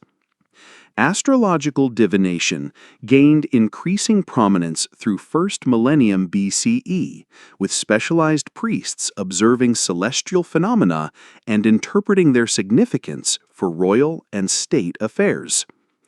The Enuma Anu Enlil comprising approximately 70 tablets with nearly 7,000 omens, represents most comprehensive celestial omen collection, correlating specific astronomical observations with predicted terrestrial consequences. Archaeological evidence includes specialized observation platforms constructed atop ziggurats and palace structures, astronomical calculating devices, and observational records spanning centuries. These traditions established enduring connections between celestial phenomena and terrestrial events that would influence astrological practices throughout the ancient Mediterranean world and beyond. Dream interpretation provided additional channel for divine communication, with specialized texts categorizing different dream types and their significance. The Ishkar Zakiku dream god text, preserved in Ashurbanipal's library, contains hundreds of dream omens with specific interpretations based on standardized symbolic associations. Unlike modern psychological approaches emphasizing individual subconscious expression, Mesopotamian traditions viewed dreams primarily as divine communication, requiring proper decoding through established interpretive frameworks. Archaeological evidence includes ritual objects used in dream incubation practices, specialized temple sleeping chambers, and textual amulets designed to ensure positive dreams while preventing nightmare visitations. Prophetic intermediaries, individuals receiving direct divine communication while in altered consciousness states, appear with increasing prominence in first millennium BCE texts, particularly from Mari and Neo-Assyrian contexts.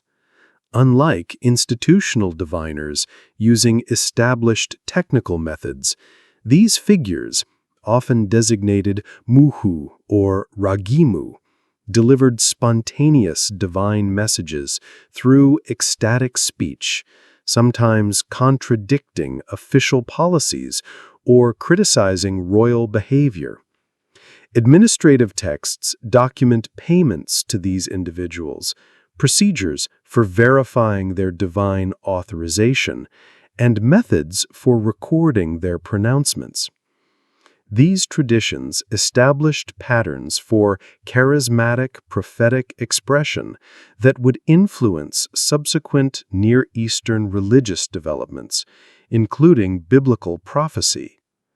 Laconomancy, oil divination, Libanomancy, smoke divination, and Aleoromancy, flower divination, represent additional techniques described in technical manuals preserved from various periods. These methods, requiring minimal specialized equipment, appear more frequently in contexts addressing individual concerns rather than state-level decisions, suggesting more widespread practice beyond elite institutional contexts. Archaeological evidence includes specialized bowls potentially used for oil divination, censers used for smoke reading, and various substances mentioned in divination texts. These diverse methods demonstrate how divine communication frameworks extended beyond elite institutional contexts to address everyday concerns across broader social contexts. Concepts of divine justice and moral accountability developed sophisticated expression within Anunnaki theological frameworks, though differing significantly from later monotheistic traditions emphasizing abstract ethical principles divorced from practical consequences. Mesopotamian traditions generally presented divine justice as operating through natural cause-effect relationships within properly ordered cosmos, rather than through supernatural intervention contradicting normal patterns.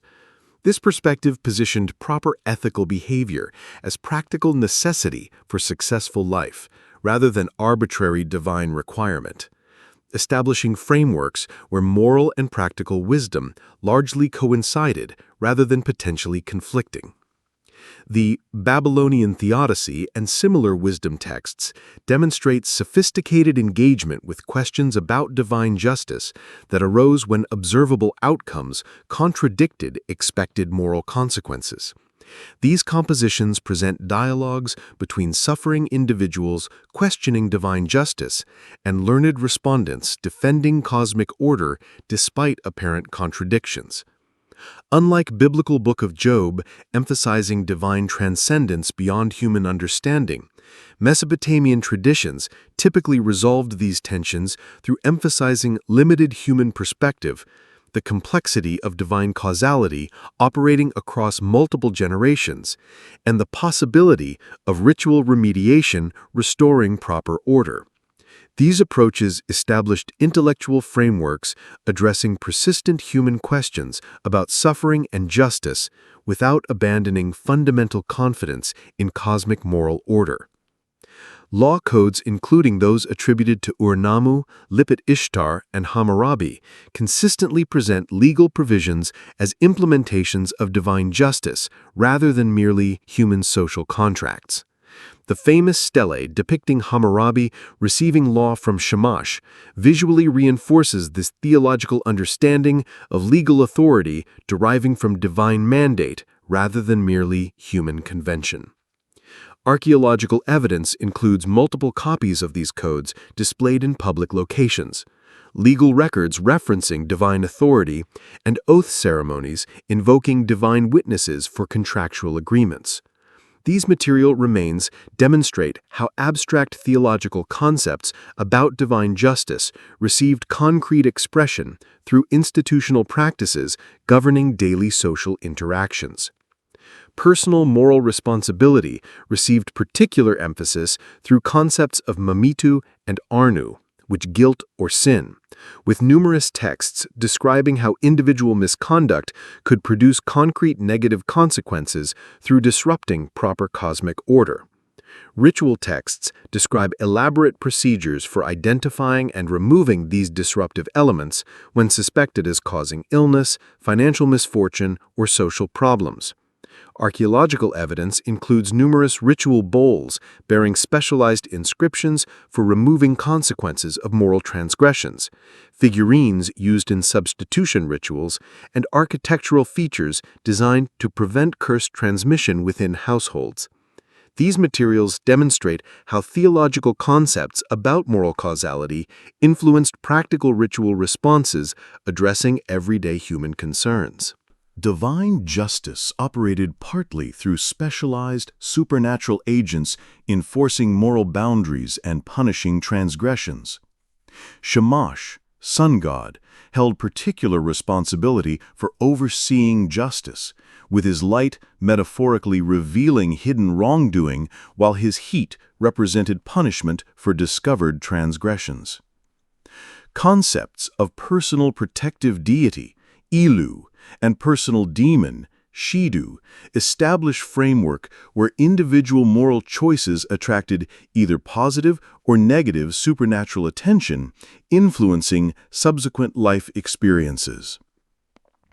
Archaeological evidence includes countless personal seals and amulets invoking divine protective figures, specialized architectural features designed to repel negative entities, and ritual materials used to maintain proper relationships with personal divine guardians. The emergence of confessional prayers traditions during 1st millennium BCE, particularly evident in Neo-Babylonian and Late Babylonian periods, demonstrates evolving theological frameworks, increasingly emphasizing individual moral relationship with specific deities rather than primarily state-mediated religious expression. Confessional prayers like the Shigu, lamentation, present individuals acknowledging moral failures while seeking divine forgiveness and restoration, establishing patterns that would influence subsequent Near Eastern religious developments. Archaeological evidence includes increasing numbers of personal votive offerings in temples, private religious shrines within household contexts, and personal religious texts preserved in non-institutional settings. These developments demonstrate evolving expressions of divine-human moral relationship responding to changing social contexts, while maintaining essential theological continuity with earlier traditions. The enduring impact of Anunnaki traditions extends far beyond their original historical contexts through multiple channels of cultural transmission that continue influencing contemporary understanding. Modern scholarly research continues revealing new dimensions of these ancient religious systems through ongoing archaeological discoveries, improved translation methodologies, and interdisciplinary analytical approaches combining textual, archaeological, and comparative evidence. Recent discoveries, including the Ugaritic texts from Ras Shamra, provide invaluable comparative material illuminating broader Canaanite religious contexts within which Mesopotamian traditions operated, while ongoing excavations at sites throughout Iraq and Syria continue uncovering new evidence despite political challenges and preservation concerns. Digital humanities approaches, including computational text analysis, 3D archaeological modeling, and comprehensive database development, create unprecedented opportunities for understanding these ancient traditions through revealing patterns across thousands of texts and artifacts that would remain invisible through traditional research methods. The electronic text corpus of Sumerian literature, Cuneiform Digital Library Initiative, and similar projects provide global access to primary sources previously available only to specialized scholars working directly with museum collections. These technological developments democratize engagement with ancient Mesopotamian traditions while enabling sophisticated analytical approaches revealing new insights about these complex religious systems. The theological legacy of Anunnaki traditions continues influencing major world religions through both historical connections and structural parallels, though often unacknowledged due to later traditions' emphasis on distinctiveness rather than continuity with earlier religious forms. Biblical narratives, including creation accounts, flood stories, and prophetic traditions, show clear influences from Mesopotamian precedents, though adapted to monotheistic theological frameworks emphasizing different concerns. Islamic astronomical traditions preserved significant elements of Mesopotamian celestial knowledge, while Jewish mystical traditions may preserve traces of ancient Mesopotamian cosmological concepts. These historical connections demonstrate how religious traditions build upon existing foundations rather than emerging without precedent, creating complex layering of older and newer elements responding to changing cultural contexts. Contemporary artistic and creative expressions continue drawing inspiration from Anunnaki mythology, with literature, visual arts, music, film, and gaming incorporating elements from these ancient traditions. Fantasy and science fiction genres frequently reference Mesopotamian cosmological concepts, while contemporary visual artists draw inspiration from ancient iconography reinterpreted through modern aesthetic frameworks. Musical compositions, from classical to heavy metal, incorporate thematic elements from Mesopotamian mythology, while gaming environments, from tabletop to digital formats, create immersive experiences drawing on ancient Mesopotamian settings. These creative reinterpretations demonstrate continuing cultural resonance of these ancient traditions despite vast distances in time and cultural contexts. Popular alternative interpretations, while historically problematic, demonstrate continuing appeal of these ancient traditions through modern frameworks emphasizing technological rather than religious understanding. The ancient aliens hypothesis, popularized through television programs and online content, reinterprets Anunnaki mythology through science fiction frameworks, where gods become extraterrestrial visitors and temples become landing sites. While professional scholars correctly identify these interpretations as misunderstanding ancient evidence, their popularity reveals genuine public interest in connecting with ancient Mesopotamian traditions through interpretive frameworks resonating with contemporary technological worldviews rather than religious perspectives. This phenomenon demonstrates how ancient theological concepts continue generating meaning within radically different interpretive contexts from those in which they originally developed. Modern Mesopotamian cultural revivals among Assyrian, Chaldean, and Mandean communities demonstrate continuing connection with ancient traditions through contemporary religious and cultural expressions. While not claiming unbroken continuity with ancient Anunnaki worship, these communities maintain cultural practices, linguistic elements, and artistic traditions, connecting them with ancient Mesopotamian civilization. Annual Akitu festival celebrations among modern Assyrian communities, though reinterpreted through Christian frameworks, maintain ceremonial patterns echoing ancient precedents. These cultural expressions demonstrate how ancient traditions continue influencing contemporary identity formation and cultural practice despite religious transformation and geographical dispersion. The philosophical legacy of Anunnaki traditions offers distinctive perspective on perennial human questions about cosmic meaning, human purpose, and appropriate relationship with powers transcending individual experience. The Mesopotamian understanding of humanity as created specifically to participate in maintaining cosmic order through productive work and ritual activity presents alternative to both secular materialism and transcendent religious frameworks emphasizing otherworldly salvation. These ancient theological frameworks remind us that humanity has developed diverse, sophisticated responses to fundamental existential questions, with ancient Mesopotamian traditions representing one of the earliest and most enduring attempts to address questions that continue confronting human consciousness across all cultures and historical periods. As we conclude our journey through this ancient theological landscape, we might reflect on the remarkable human capacity for creating meaning through symbolic systems connecting individual experience with larger cosmic narratives. The Anunnaki traditions, emerging during humanity's first urban civilizations and persisting across 3 millennia of continuous development, represent extraordinary testament to human creativity, intellectual sophistication, and spiritual aspiration. Their enduring legacy, continuing to influence contemporary understanding through multiple channels of cultural transmission, demonstrates remarkable durability of the fundamental questions these ancient traditions addressed.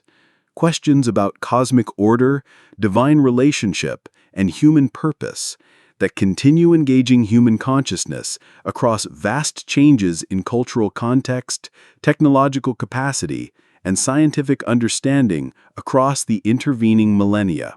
The daily maintenance of divine presence within earthly temples required elaborate ritual technologies, ensuring proper care for divine inhabitants through precisely defined procedures.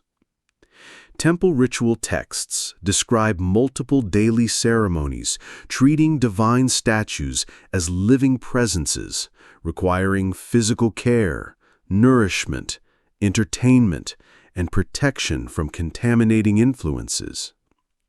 The morning awakening rituals involved purification procedures using sacred water, fragrant incense, and specialized incantations acknowledging divine power while inviting continued presence within the temple environment.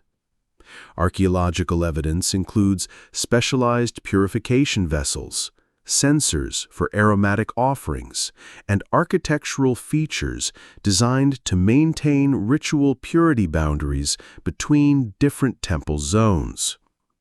The Mis-P and Pit-P ceremonies represented particularly crucial ritual technologies activating divine presence within newly created or restored cultic images.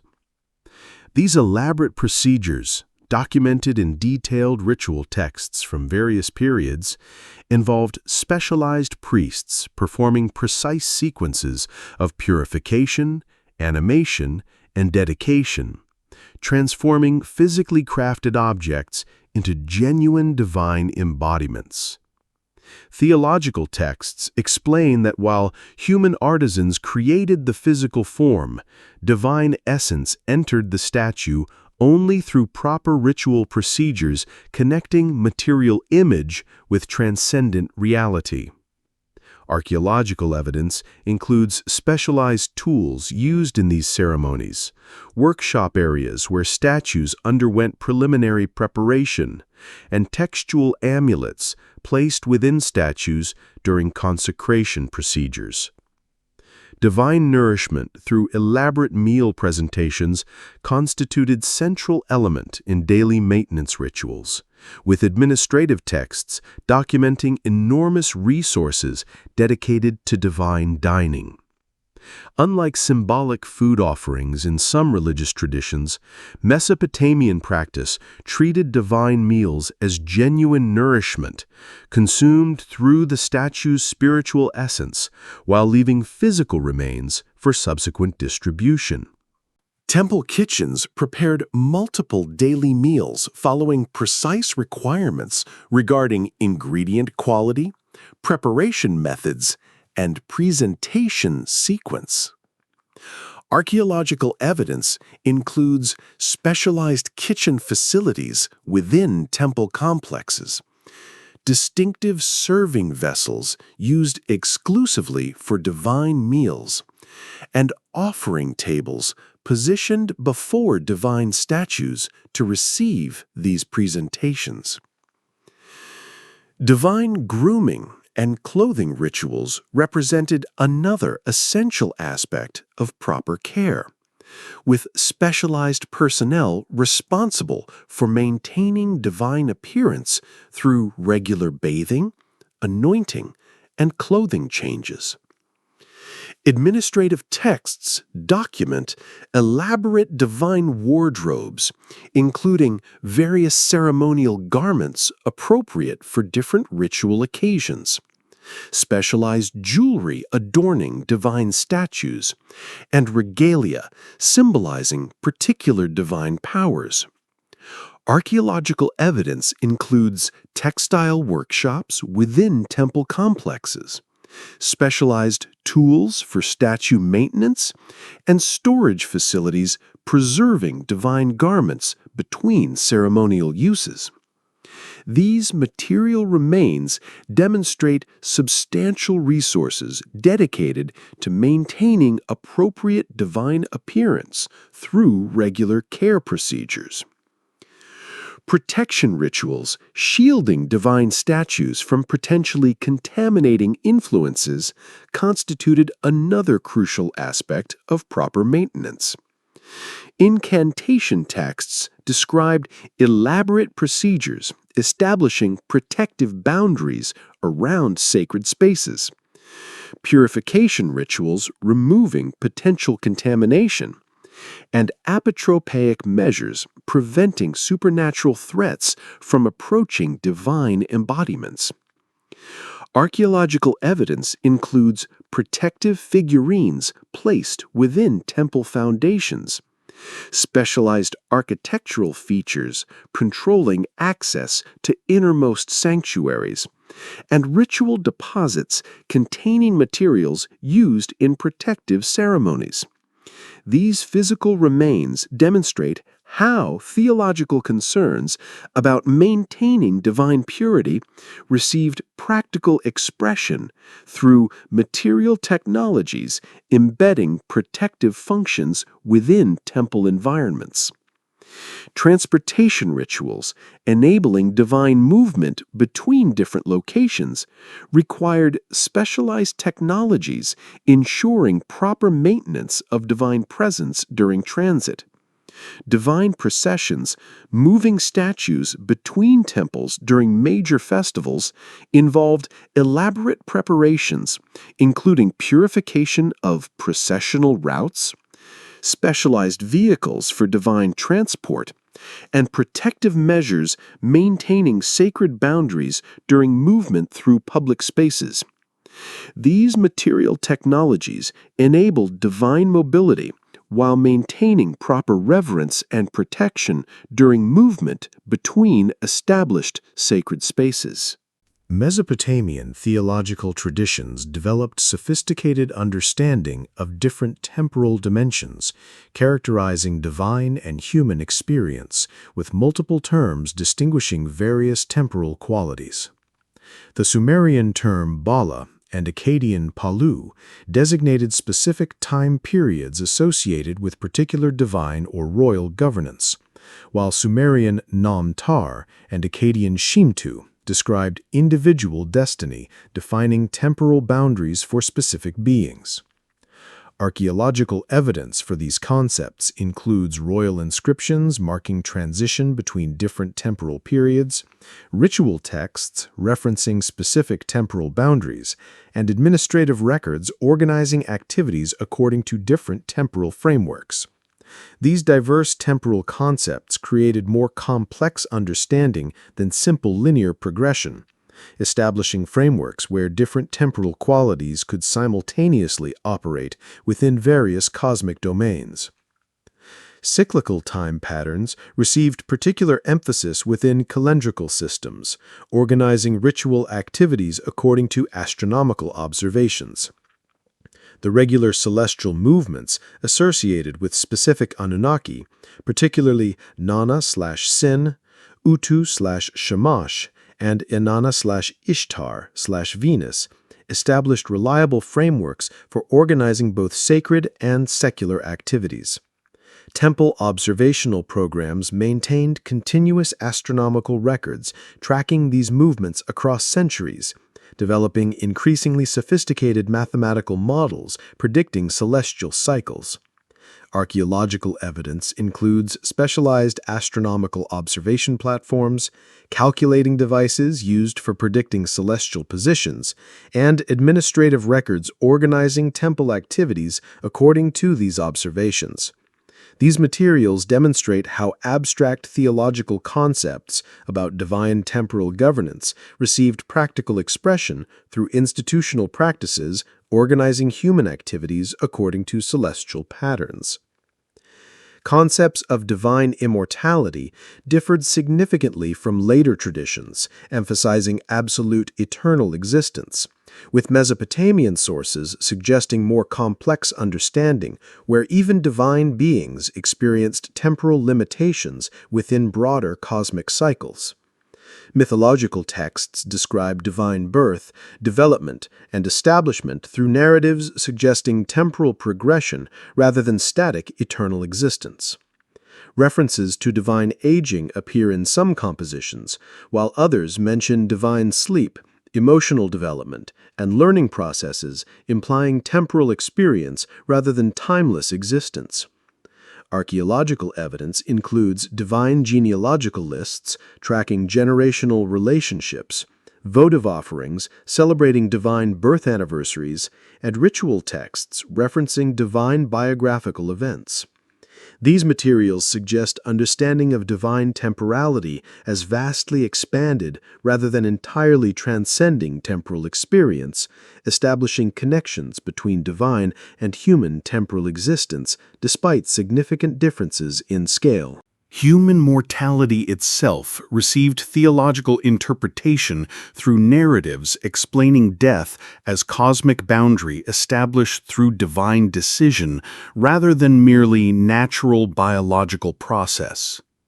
The Epic of Gilgamesh explores human confrontation with mortality through its protagonist's unsuccessful quest for immortality, ultimately accepting death as inescapable cosmic boundary, while seeking meaning through enduring cultural achievements. Archaeological evidence includes elaborate burial practices providing continuing sustenance for deceased individuals, architectural features connecting burial locations with household spaces, and commemorative practices maintaining relationships across mortality boundaries. These material expressions demonstrate how theological understanding of mortality shaped practical responses addressing universal human concerns about finite temporal existence. Annual festival cycles created temporal frameworks connecting human experience with cosmic patterns and mythological narratives, establishing recurring moments when divine activity manifested with particular intensity within human temporal experience. The Akitu New Year Festival reenacted cosmogonic events, reestablishing proper cosmic order, while agricultural festivals connected human productive activities with divine forces governing natural fertility. Archaeological evidence includes specialized architectural features designed for specific festival performances, ritual equipment used exclusively during particular celebrations, and administrative records documenting resources allocated for these recurring events. These material remains demonstrate how theological concepts about temporal cycles received concrete expression through embodied ritual performances physically manifesting divine activity within human temporal experience. Temple rituals themselves created distinctive temporal environments where participants experienced time differently from ordinary secular contexts. Ritual texts emphasize precise timing for ceremonial activities, with certain procedures requiring specific seasonal, monthly, or daily temporal contexts for proper efficacy. The concept of favorable time, Sumerian buru, Akkadian adanu, established understanding that certain moments offered particularly appropriate conditions for specific activities based on cosmic alignment. Archaeological evidence includes sundials and water clocks regulating temple activities, architectural alignments marking specific celestial events, and administrative records documenting precise timing for ritual performances. These material technologies demonstrate how theological concepts about sacred timing translated into practical systems organizing ceremonial activities according to cosmic temporal patterns. The invention and development of cuneiform writing received theological interpretation as divine gift, enabling proper cosmic administration through accurate record-keeping and reliable communication. Mythological texts attribute writing's creation to various deities, including Enki or Ea and Nabu, establishing divine origin for this transformative technology. The goddess Nisaba served as patron deity of scribal arts, overseeing both technical aspects of writing and administrative applications essential for temple and palace operations. Archaeological evidence includes votive offerings from scribes to divine patrons, specialized scribal implements decorated with divine imagery, and architectural features within temple complexes dedicated to scribal education. These materials demonstrate how theological concepts about divine communication shaped institutional contexts where writing developed from primitive accounting system into sophisticated literary medium. Scribal education occurred primarily within temple contexts during earlier periods, with students receiving both technical training and theological formation, preparing them for roles transmitting divine knowledge through written texts. Excavated tablet collections from temple scribal schools include exercise texts progressing from basic sign practice through increasingly complex compositions, demonstrating systematic educational approach combining practical skill development with cultural transmission. The extensive corpus of Sumerian proverbs, many preserved as scribal exercises, shows how ethical formation accompanied technical training, preparing scribes for responsibilities requiring both moral judgment and professional competence. Archaeological evidence includes schoolrooms within temple complexes, specialized tablets designed for educational purposes, and teachers' model texts demonstrating proper scribal techniques. These materials reveal how theological frameworks shaped educational practices, developing specialized personnel responsible for maintaining written knowledge transmission. Divine authorship attributed to significant texts established frameworks understanding certain writings as direct divine communication rather than merely human composition. The Enuma Elish begins by identifying itself as secret knowledge not to be shared inappropriately, while various ritual and divinatory texts claim direct divine origin through visionary revelation or dream communication. The concept of Tablet of Destinies, or Sumerian Dabnamtar, or Akkadian Tupi-Shimati, established model for understanding certain texts as containing fixed cosmic decisions determining future events rather than merely recording past occurrences. Archaeological evidence includes specialized storage practices for particularly sacred texts, rituals purifying scribes before copying divine compositions, and physical text formats distinguishing ordinary administrative documents from sacred writings. These materials demonstrate how theological concepts about divine authorship influenced practical text management systems, distinguishing different textual categories. The materiality of writing itself received theological significance through understanding certain inscriptions as possessing inherent power rather than merely communicating information. Incantation texts describe how properly inscribed tablets, bowls, or amulets could directly affect reality through their physical presence rather than simply through being read by human recipients. The power of divine names written in correct form established framework where written symbols participated directly in divine essence rather than merely referring to absent realities. Archaeological evidence includes thousands of inscribed bowls, amulets, and figurines designed for protective purposes, specialized inscriptions embedded within architectural features, and ritual texts describing proper procedures for creating efficacious written objects. These material remains demonstrate how theological concepts about written power translated into practical technologies addressing various human concerns through physically manifesting divine presence within inscribed objects. Multilingualism within Mesopotamian scribal traditions received theological interpretation through concepts explaining relationships between different linguistic systems. The development of lexical lists translating between Sumerian and Akkadian established frameworks understanding different languages as alternative manifestations of underlying cosmic realities, rather than merely arbitrary human conventions. Sign lists explaining multiple phonetic and semantic values for cuneiform signs demonstrated sophisticated understanding of how same symbol could function differently across various contexts.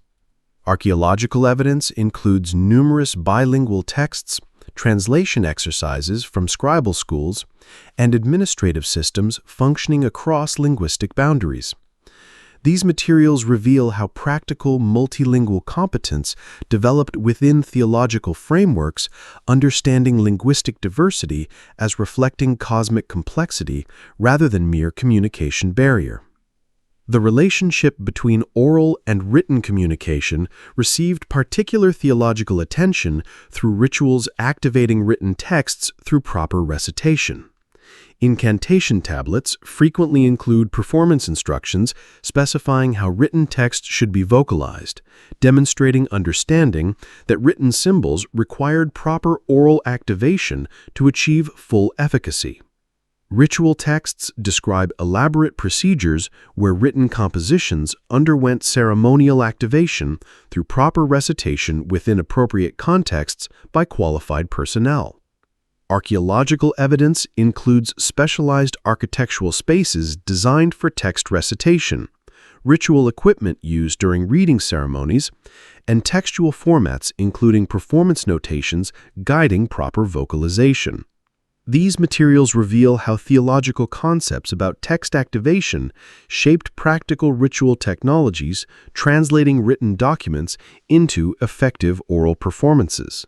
Mesopotamian traditions developed complex understanding of post-mortem existence centered on underworld realm, governed by specific divine figures and operating according to distinct cosmic principles.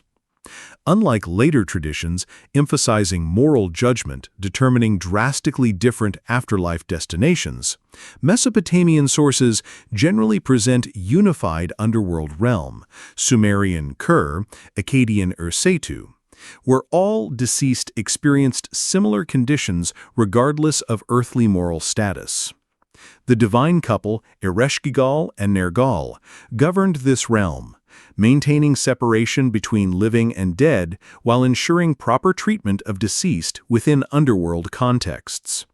Archaeological evidence includes grave goods, providing necessities for underworld existence, architectural features connecting burial spaces with household environments, and textual amulets accompanying deceased into afterlife realms. These material expressions demonstrate how theological concepts about post-mortem existence shaped practical funerary practices, addressing universal human concerns about death and continued existence. The descent of Inanna, or Ishtar, to the underworld, provides most detailed mythological description of the underworld realm, depicting structured cosmic region with specific entry procedures, governing principles, and physical characteristics. The text describes the underworld as the land of no return, with 7 gates requiring progressive surrender of earthly attributes, establishing understanding of fundamental separation between living and dead, despite limited communication possibilities across this boundary. Archaeological evidence includes grave structures incorporating symbolic gates, burial goods showing sequential arrangement potentially reflecting cosmological underworld journey, and artistic representations depicting underworld features described in mythological texts. These material remains demonstrate how abstract theological concepts about underworld cosmology influenced concrete burial practices, physically manifesting cosmological understanding within funerary contexts. Ghosts, Sumerian Gedim, Akkadian Etemu, represented continued personal existence following death, requiring proper care from the living descendants to maintain acceptable underworld conditions. Unlike later traditions where the soul exists independently from the body, Mesopotamian sources suggest a closer connection between physical remains and continuing personal existence, with proper treatment of the corpse directly affecting post-mortem experience. Ritual texts describe elaborate procedures ensuring proper transition from living to dead status, including appropriate burial practices, mourning ceremonies, and ongoing offerings maintaining the deceased's underworld existence. Archaeological evidence includes kispu, ancestor care, offering installations within households, architectural features connecting living spaces with ancestral burial locations, and specialized vessels for presenting offerings to deceased family members. These materials demonstrate how theological concepts about continuing relationship between the living and dead shaped practical household practices, maintaining intergenerational connections across mortality boundaries. Dream communication provided potential channel for contact between living and dead, with numerous texts describing deceased appearing in dreams to deliver messages, request specific offerings, or provide guidance regarding family matters. Ritual texts describe incubation practices where individuals seeking ancestral communication would sleep near burial locations following specialized preparation procedures intended to facilitate dream contact.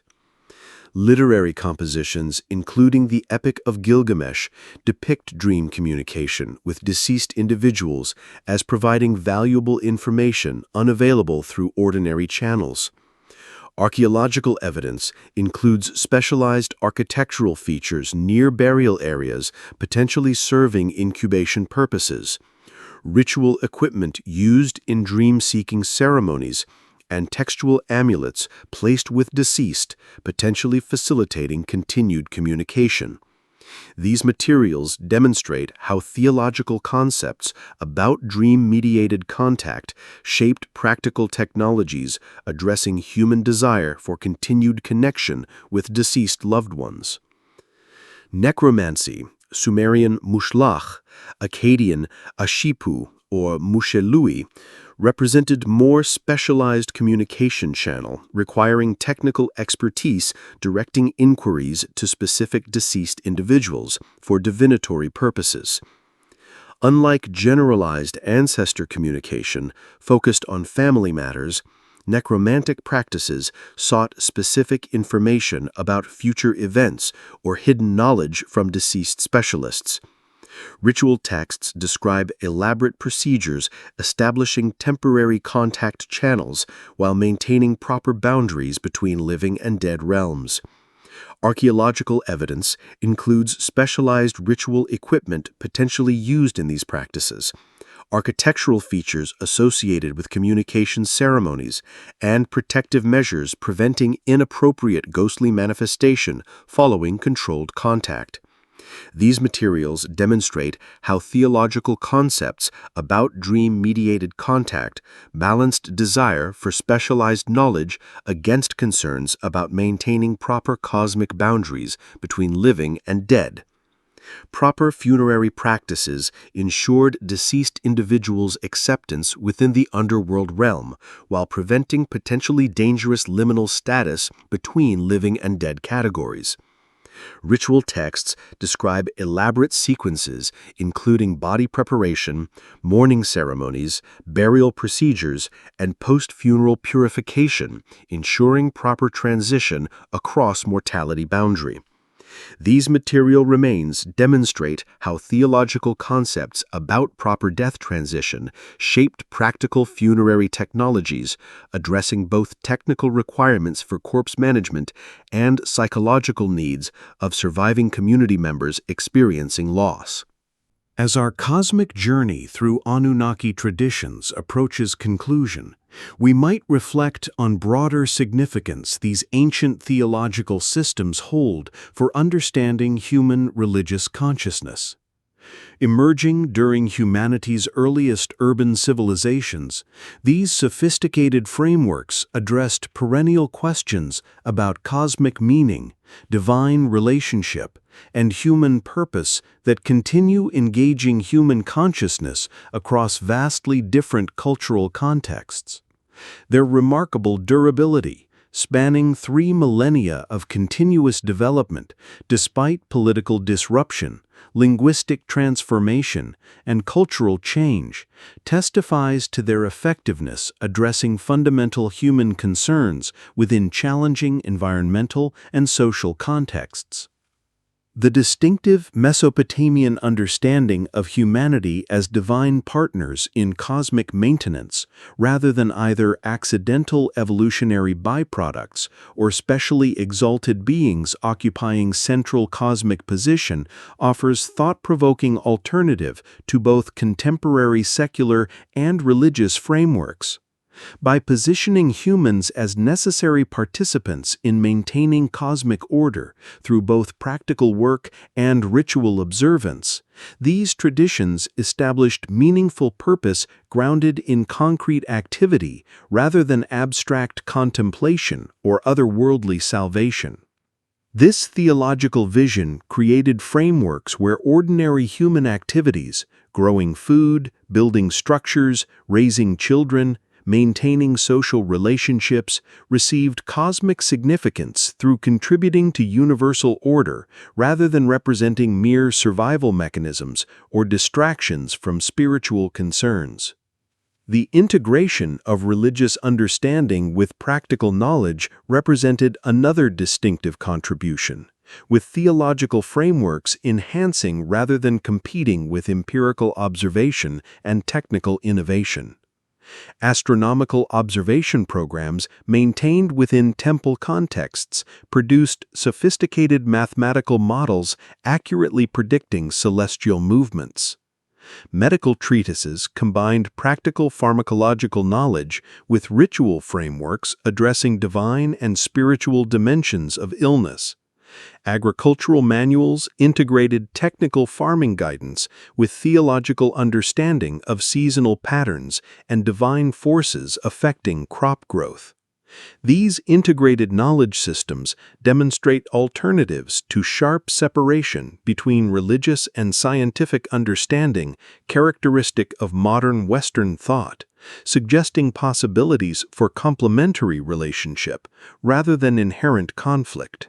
The psychological sophistication demonstrated through ritual technologies addressing universal human concerns about mortality, uncertainty, relationship maintenance, and meaning-making reveals profound understanding of human psychological needs.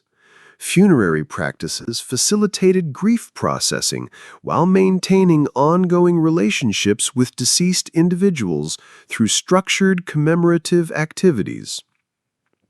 Divination systems provided frameworks managing uncertainty through identifying potential approaching challenges and developing appropriate responses. Purification rituals offered restoration pathways following experiences of contamination, violation, or disruption to established patterns. These ritual technologies demonstrate practical wisdom addressing psychological dimensions of human experience through physically embodied practices rather than merely abstract conceptualization or verbalized insight. The creative, artistic expressions emerging within Anunnaki worship contexts, literary compositions, musical performances, visual representations, architectural spaces, and ceremonial dramas demonstrate how theological frameworks stimulated rather than constrained human creative capacities. Temple contexts provided institutional support for specialized artists developing increasingly sophisticated expression forms addressing both divine and human audiences. The tension between conservative preservation of traditional forms and innovative adaptation addressing changing circumstances created dynamic creative environment producing increasingly refined artistic expressions across multiple media. These traditions demonstrate how religious frameworks can stimulate rather than restrict creative development through providing both foundational stability and meaningful contexts for artistic innovations. The ethical systems developed within Anunnaki traditions demonstrate sophisticated understanding of complex relationship between individual conduct, social harmony, and cosmic order. Rather than presenting moral requirements as arbitrary divine commands disconnected from natural consequences, these frameworks generally positioned ethical behavior as participation in maintaining proper functioning natural order, where destructive consequences emerged organically from inappropriate conduct rather than requiring external divine punishment. This naturalistic understanding of ethical causation created frameworks where moral and practical wisdom largely coincided rather than potentially conflicting, positioning ethical behavior as enlightened self-interest rather than sacrifice of personal benefit for abstract principle or divine approval.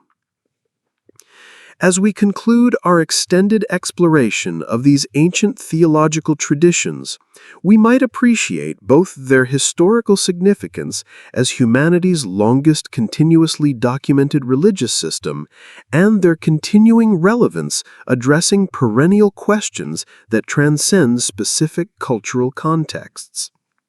The Anunnaki traditions, emerging during humanity's earliest experiments with urban civilization and persisting across 3 millennia of continuous development, represent extraordinary testimony to human intellectual creativity, spiritual aspiration, and institutional adaptability. Their sophisticated responses to fundamental questions about cosmic order, divine relationship, and human purpose continue offering thought-provoking perspectives even within radically transformed contemporary contexts. As you drift toward sleep, consider how these ancient voices speak across millennia, connecting our contemporary consciousness with ancestral wisdom addressing the enduring questions that define our shared humanity across vast expanses of time and cultural difference. The physical landscape itself received theological interpretation within Anunnaki traditions, with specific geographical features understood as manifesting divine presence or marking boundaries between cosmic zones. Mountain peaks represented natural meeting points between celestial and terrestrial realms, with texts describing them as divine dwelling places or cosmic pillars supporting heavenly regions. Rivers and water sources manifested divine essence of enki or Ea, flowing through terrestrial landscapes, requiring proper ritual acknowledgement before utilization. Archaeological evidence includes votive offerings at natural springs, ritual installations near distinctive landscape features, and artistic representations depicting geographical elements with divine attributes. These material expressions demonstrate how theological understanding transformed natural environment into sacred landscape where specific locations mediated between human and divine realms. Architectural design translated cosmic geography into built environments, with temple structures physically embodying theological concepts through spatial organization and symbolic features. The ziggurat form itself represented artificial mountain, facilitating divine descent and human ascent, with multiple terraced levels corresponding to cosmic zones separating earth from heaven. Temple orientation typically aligned with cardinal directions and significant celestial positions, physically integrating built structures within larger cosmic patterns. Archaeological evidence reveals sophisticated astronomical alignments, marking solstices, equinoxes, or specific stellar positions significant within theological frameworks. These architectural expressions transformed abstract cosmological concepts into physical environments where human participants directly experience spatial manifestation of divine cosmic order. Sacred cities themselves represented comprehensive sacred geography, with urban layouts reflecting theological understanding of cosmic organization. The distinction between sacred center and peripheral zones, circular organization around central temple complexes, and designated processional routes connecting sacred locations established urban environments physically manifesting cosmic principles. Archaeological evidence reveals how city planning incorporated theological concepts through street layouts, defensive wall patterns, and water management systems reflecting cosmic organizational principles. The concept of divine selection for city locations appears in foundation narratives, with texts describing how gods identified specific sites for urban development based on cosmic significance rather than merely practical considerations. These traditions established framework understanding urban environments as physical manifestations of divine organizational principles rather than merely practical human settlements. Temple complexes incorporated multiple symbolic architectural elements, physically expressing theological concepts about divine dwelling places. The bent axis approach, requiring directional change before entering divine presence, physically enforced proper transitional movements between ordinary and sacred spaces. Increasing restriction patterns limiting access to innermost sanctuaries created physical manifestation of hierarchical cosmic organization. Specialized purification installations positioned at entrance points physically enforced theological concepts about required spiritual preparation before divine encounter. Archaeological evidence includes threshold markings indicating transitional boundaries, architectural features controlling movement patterns through sacred spaces, and specialized rooms serving distinct ritual functions based on their position within overall sacred geography. The concept of sacred center established locations where cosmic forces concentrated with particular intensity, requiring special architectural features managing this concentrated divine presence. Temple foundations incorporated ritual deposits establishing proper relationship with chthonic forces, while specialized ceiling openings facilitated connection with celestial realms. The physical centrality of divine statue within innermost sanctuary established proper orientation point for surrounding architectural features, with entire structures organized around this sacred focal point. Archaeological evidence includes foundation deposits containing significant ritual objects, architectural features emphasizing central sanctuary spaces, and specialized lighting systems illuminating divine statues within otherwise darkened environments. These physical expressions translated abstract theological concepts about divine presence into concrete architectural features organizing human movement within sacred environments.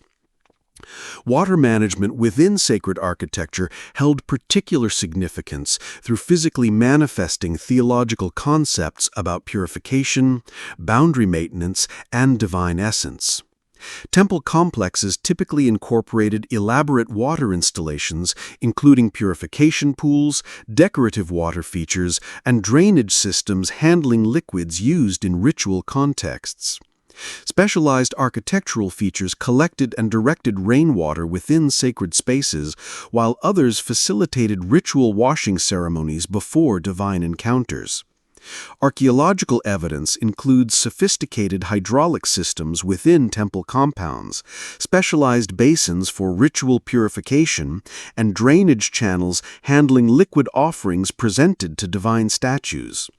These architectural expressions physically manifested theological understanding of water's sacred significance while addressing practical requirements for maintaining ritual purity within sacred environments. The transmission of Anunnaki traditions across multiple generations required sophisticated institutional frameworks, ensuring accurate preservation while allowing adaptation to changing circumstances. Temple institutions maintained specialized personnel responsible for preserving essential textual traditions, performing established ritual practices, and training successive generations in proper procedures. Archaeological evidence reveals dedicated archive rooms within temple complexes, specialized storage systems protecting significant tablets, and educational facilities where knowledge transmission occurred through structured curriculum. These institutional frameworks balanced conservative preservation, ensuring continuity with adaptive flexibility, responding to changing social and political contexts, creating remarkable cultural resilience across centuries of continuous development. Mythological narratives provided essential frameworks organizing diverse religious concepts into coherent systems, while establishing patterns guiding proper religious practice. Rather than representing mere entertainment or primitive attempts at natural explanation, these sophisticated compositions addressed fundamental theological questions about divine nature, cosmic origins, and proper human response to divine authority. The narrative format itself facilitated transmission across generations, while providing interpretive flexibility, allowing application to changing circumstances.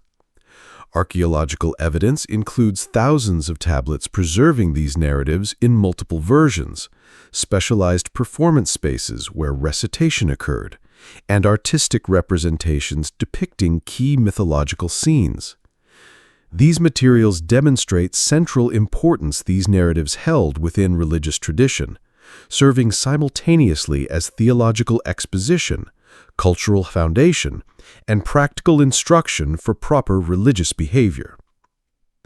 Scribal practices surrounding mythological texts reveal sophisticated understanding of textual preservation and interpretation developing within temple contexts. Colophons, or concluding statements, frequently identify source tablets, copying circumstances, and textual condition, demonstrating concern for accurate transmission across generations. Commentaries explain difficult passages, reconcile apparent contradictions, and connect abstract theological concepts with practical ritual applications. Catalog texts organizing tablet collections demonstrate systematic knowledge management, ensuring comprehensive textual preservation despite material fragility.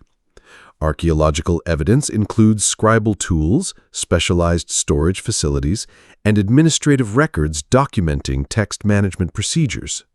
These materials reveal sophisticated institutional frameworks supporting continuous textual transmission across centuries despite political disruption, linguistic change, and material challenges. The concept of heroic exemplar established patterns connecting mythological narratives with practical human behavior through providing models for proper response to divine authority. Figures like Adapa, who gained divine wisdom but lost immortality through following instructions too literally, demonstrated both possibilities and limitations of human relationship with divine realm. Utnapishtim, or Atrahasis, who properly responded to divine warning about approaching flood, provided model for attentive response to divine communication, leading to preservation amid destruction. Gilgamesh, who sought immortality but ultimately accepted human limitations while creating enduring cultural achievements, offered a pattern for proper human aspiration within established cosmic boundaries. Archaeological evidence includes artistic representations of these figures, personal names incorporating heroic references, and votive offerings seeking connection with mythological precedents. These materials demonstrate how abstract mythological narratives translated into practical behavioral guidance through heroic models bridging divine and human realms. Female divine figures within Anunnaki traditions represented essential cosmic principles requiring proper acknowledgement within both theological frameworks and practical worship contexts. Unlike traditions relegating feminine divinity to subordinate status, Mesopotamian pantheons included powerful goddesses holding essential cosmic responsibilities regardless of particular cultural or historical variations. Inanna, or Ishtar, governed both sexual reproduction and military power, representing divine authority transcending gender categorization through encompassing apparently contradictory aspects within single divine personification.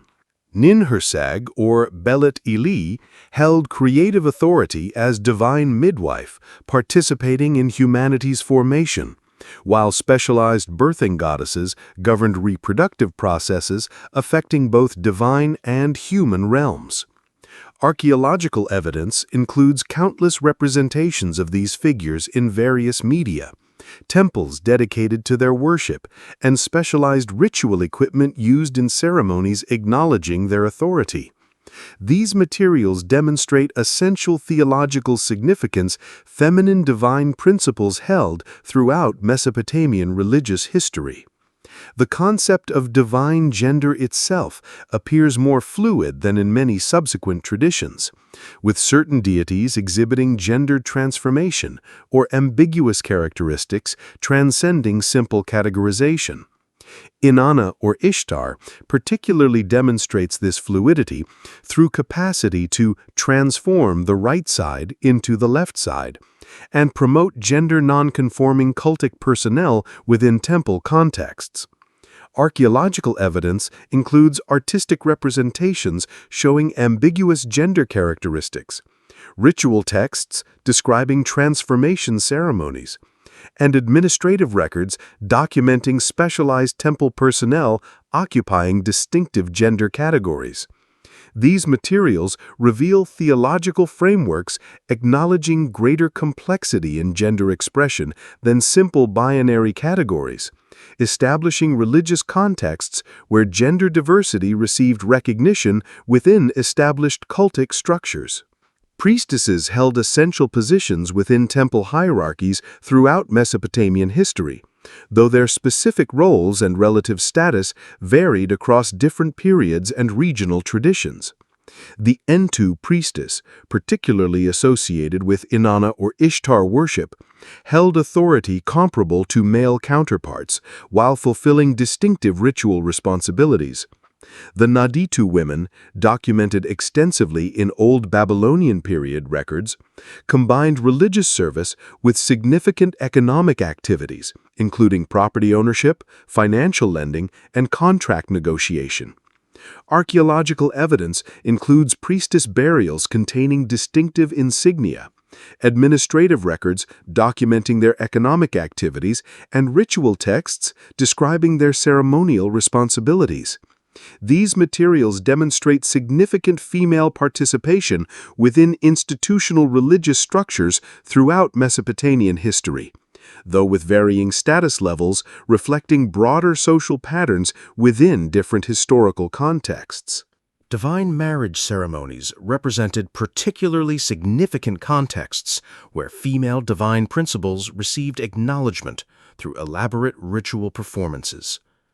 The sacred marriage between Inanna and Dumuzi, reenacted through annual ceremonies involving human participants representing divine figures, established pattern acknowledging essential complementarity between masculine and feminine divine aspects.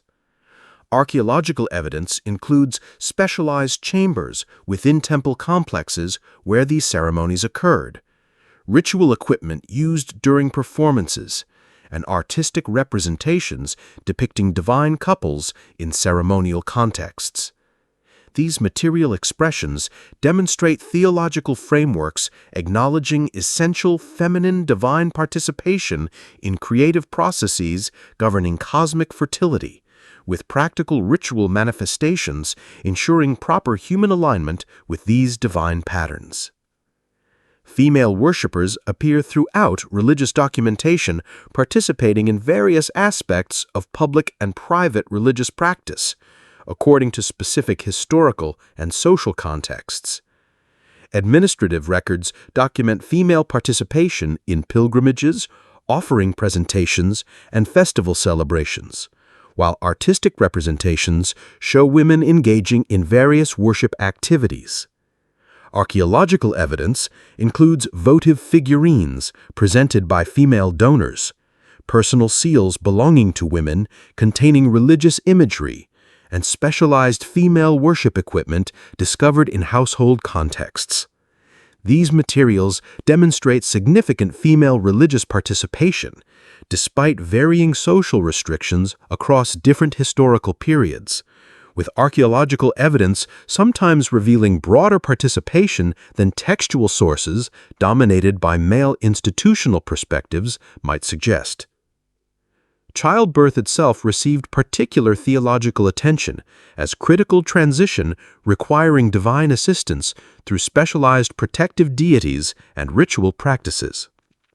The childbirth pavilion, Sumerian Jeshnu, Akkadian Mashtaku, represented specialized location where women received divine protection during delivery, with particular deities including Nintu and Ninma overseeing this dangerous transition. Archaeological evidence includes specialized birth bricks, amulets protecting women during delivery, and architectural features possibly identifying birth locations within household contexts. These materials demonstrate sophisticated integration between practical medical knowledge and theological frameworks, addressing spiritual dimensions of reproductive processes, essential for both individual and community survival. Astronomical observation conducted within temple contexts represented sophisticated integration between practical scientific methodology and theological frameworks interpreting celestial phenomena. The Mul Apin text, compiled around 1000 BCE but incorporating much older observational traditions, presents systematic astronomical knowledge organizing celestial bodies into distinctive categories with both practical and theological significance. Archaeological evidence includes specialized observation platforms constructed atop ziggurats and palace structures, computational tablets recording mathematical astronomy, and artistic representations connecting celestial bodies with specific Anunnaki. These materials demonstrate sophisticated scientific practices developing within religious contexts where methodological observation coexisted with theological interpretation rather than representing competing explanatory frameworks. Meteorological phenomena, including storms, unusual cloud formations, lightning patterns, and precipitation variations, received theological interpretation as divine communication requiring proper response. Divination texts include extensive sections interpreting atmospheric conditions as omens indicating divine intentions, while ritual texts describe appropriate ceremonies responding to unusual weather patterns. Archaeological evidence includes specialized observation locations potentially used for meteorological monitoring, ritual equipment employed during weather-related ceremonies, and artistic representations depicting weather phenomena with divine attributes. These materials demonstrate integrated understanding where natural atmospheric processes simultaneously operated according to physical patterns while conveying divine messages requiring proper interpretation and response. Celestial timing systems organizing human activities according to astronomical observations created practical expression of theological understanding connecting human and divine temporal frameworks. The standardization of time units based on astronomical observations, 60-minute hours, 360-day ceremonial year adjusted through intercalation, and 7-day weeks corresponding to lunar phases, established human temporal organization reflecting cosmic patterns. Archaeological evidence includes water clocks and sundials regulating temple activities, administrative records organizing economic activities according to celestial timing, and ritual calendars synchronizing ceremonial observations with astronomical events. These materials demonstrate how abstract theological concepts about cosmic temporal organization received practical expression through timing systems organizing daily human activities according to celestial patterns believed manifesting divine governance. The concept of celestial writing, Shitir Shamay, understood star patterns as divine communication inscribed across night sky, requiring proper reading through systematic observational methodologies. Divination texts describe interpretation frameworks correlating unusual celestial phenomena with predicted terrestrial consequences, while astronomical diaries record systematic observations building comprehensive understanding of normal patterns against which unusual occurrences could be identified. Archaeological evidence includes specialized observation locations providing unobstructed celestial views, recording equipment documenting observations, and transmission systems communicating significant observations to political authorities requiring this information for decision-making.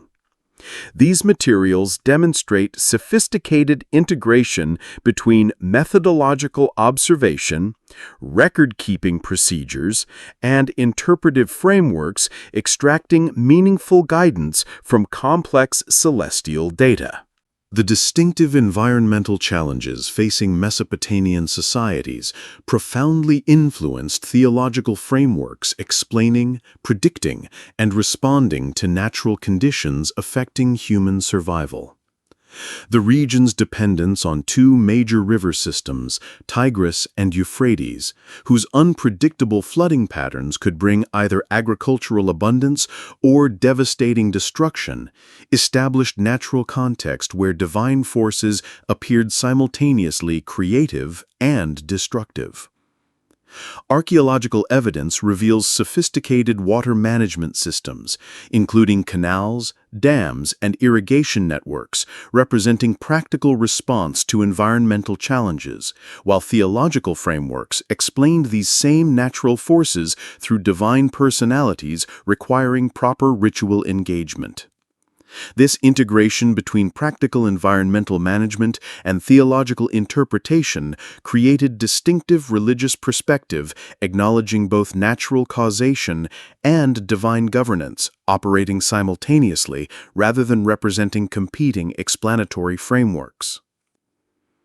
Agricultural success within Mesopotamia's challenging environment required careful attention to seasonal patterns, soil conditions, and water availability, with theological frameworks connecting these practical concerns with divine governance requiring proper relationship. The Farmer's Instructions text combines practical agricultural guidance with theological context explaining cosmic forces affecting crop growth, while ritual calendars synchronized agricultural activities with ceremonial observations, ensuring divine support for human productive efforts. Archaeological evidence includes specialized farming implements, field organization patterns maximizing irrigation efficiency, and offering installations ensuring proper divine acknowledgement during agricultural cycles. These materials demonstrate sophisticated integration between practical agricultural knowledge and theological frameworks interpreting natural processes within divine governance contexts.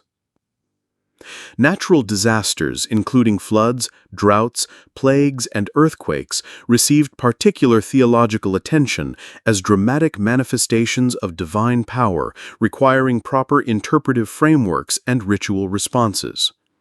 Unlike traditions explaining such events as arbitrary divine punishment or completely random natural occurrences, Mesopotamian approaches typically sought specific causation within disrupted relationships between human and divine realms that could be identified and addressed through appropriate ceremonial responses. Archaeological evidence includes specialized ritual deposits responding to specific disaster types, architectural adaptations reducing vulnerability to recurrent natural threats, and divinatory practices identifying potential approaching catastrophes while suggesting preventative measures. These materials demonstrate sophisticated integration between practical disaster management strategies and theological frameworks interpreting natural calamities within broader understanding of cosmic order susceptible to disruption through improper relationship between human and divine realms. Climatic variability within Mesopotamia's semi-arid environment created particular challenges requiring both practical adaptation strategies and theological interpretive frameworks explaining weather pattern fluctuations. The dependence on seasonal rainfall within northern regions contrasted with reliance on river irrigation in southern areas, creating distinctive regional patterns with different vulnerabilities to specific environmental threats. Archaeological evidence reveals diverse agricultural strategies adapted to local environmental conditions, specialized architectural features responding to regional climate patterns, and ritual practices addressing specific environmental challenges characterizing different geographical contexts. Theological frameworks explained these same climatic patterns through divine personalities governing weather systems, creating integrated understanding where natural processes operated simultaneously through physical causation and divine governance, rather than representing competing explanatory approaches.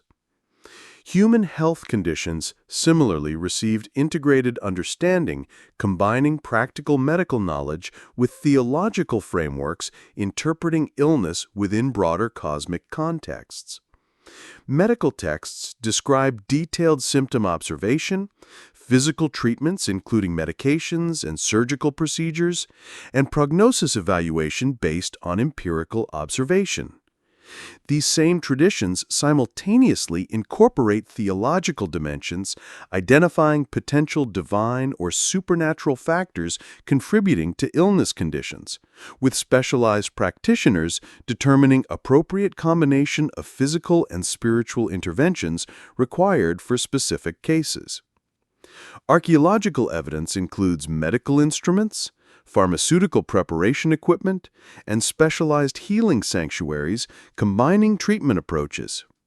These materials demonstrate sophisticated medical traditions integrating practical, empirical knowledge with theological frameworks, rather than representing these as competing explanatory systems. Environmental uncertainty itself received theological interpretation through frameworks acknowledging inherent unpredictability within natural systems, while providing meaningful interpretive contexts for understanding this variability. Divination systems, including extisipy, liver examination, celestial observation, and anomaly interpretation, created methodologies translating environmental uncertainty into meaningful patterns guiding human response to approaching conditions. Ritual systems, including Namburbi ceremonies, provided response frameworks when negative developments appeared imminent, creating sense of human agency within unpredictable environmental contexts through proper ceremonial engagement. Archaeological evidence includes divination tools, protective ritual equipment, and architectural features designed for observation practices identifying approaching environmental changes. These materials demonstrate sophisticated psychological approaches addressing fundamental human challenges, navigating unpredictable environmental contexts through providing both practical response strategies and meaningful interpretive frameworks. As our journey through Anunnaki traditions concludes, we might reflect on remarkable human capacity for creating meaning through symbolic systems, connecting individual experience with larger cosmic narratives. These ancient theological frameworks, emerging during humanity's earliest urban civilizations and persisting across 3 millennia of continuous development, represent extraordinary testimony to human creativity, intellectual sophistication, and spiritual aspiration. Their enduring legacy, continuing to influence contemporary understanding through multiple channels of cultural transmission, demonstrates remarkable durability of the fundamental questions these ancient traditions addressed: questions about cosmic order, divine relationship, and human purpose, that continue engaging human consciousness despite vast changes in cultural context, technological capacity, and scientific understanding. The distinctive Mesopotamian understanding of humanity as necessary participants in maintaining cosmic order, rather than either insignificant accidents or cosmic centerpieces, offers thought-provoking alternative to both contemporary secular and religious frameworks. By positioning humans as junior partners in cosmic maintenance rather than either meaningless biological phenomena or specially elevated beings transcending natural systems, these traditions established meaningful purpose grounded in concrete activity rather than abstract contemplation or otherworldly salvation. This theological vision created frameworks where ordinary human activities, growing food, building structures, raising children, maintaining social relationships, received cosmic significance through contributing to universal order rather than representing mere survival mechanisms or distractions from spiritual concerns. The sophisticated integration of religious understanding with practical knowledge represented another distinctive contribution, with theological frameworks enhancing rather than competing with empirical observation and technical innovation.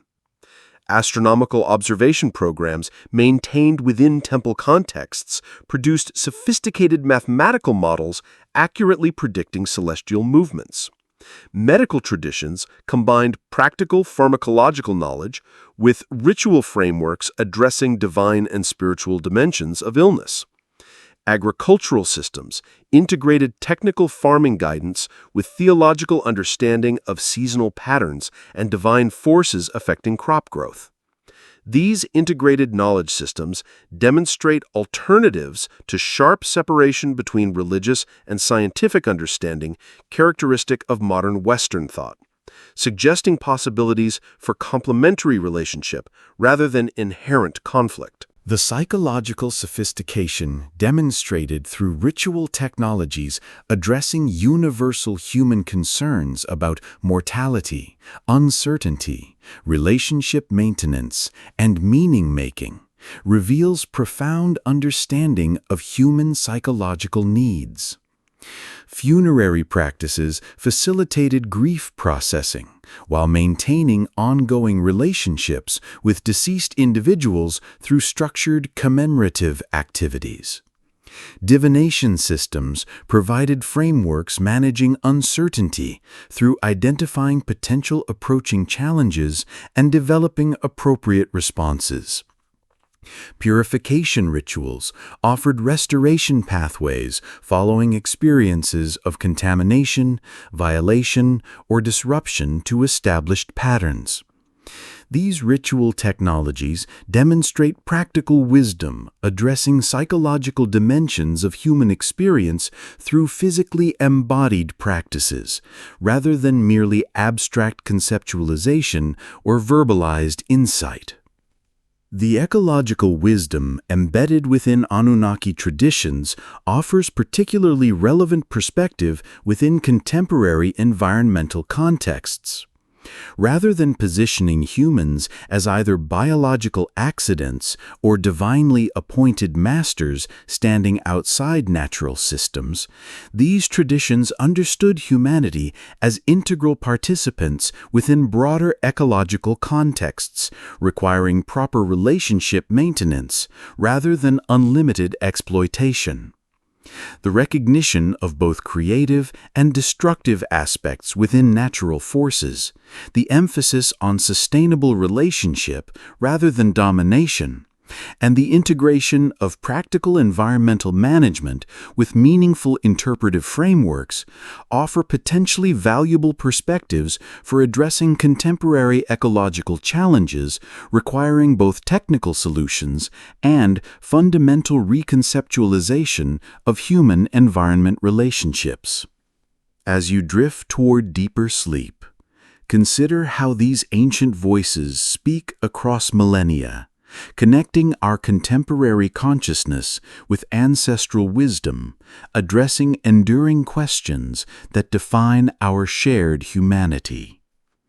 The gods and goddesses of ancient Mesopotamia, Anu reigning in highest heaven, Enlil commanding atmospheric forces, Enki mastering creative wisdom, Inanna embodying both creative and destructive passion, and countless others within the divine assembly, represented sophisticated symbolic systems giving meaningful form to cosmic forces shaping human experience. Their stories, rituals, temples, and teachings created frameworks where countless generations found meaning, guidance, and purpose amid life's inevitable challenges and uncertainties. As contemporary consciousness continues addressing these same fundamental questions through new symbolic forms, we remain connected with these ancient seekers through shared human quest for meaning within mysterious cosmos that continues inspiring wonder, creativity, and reverence across vast expanses of time and cultural difference.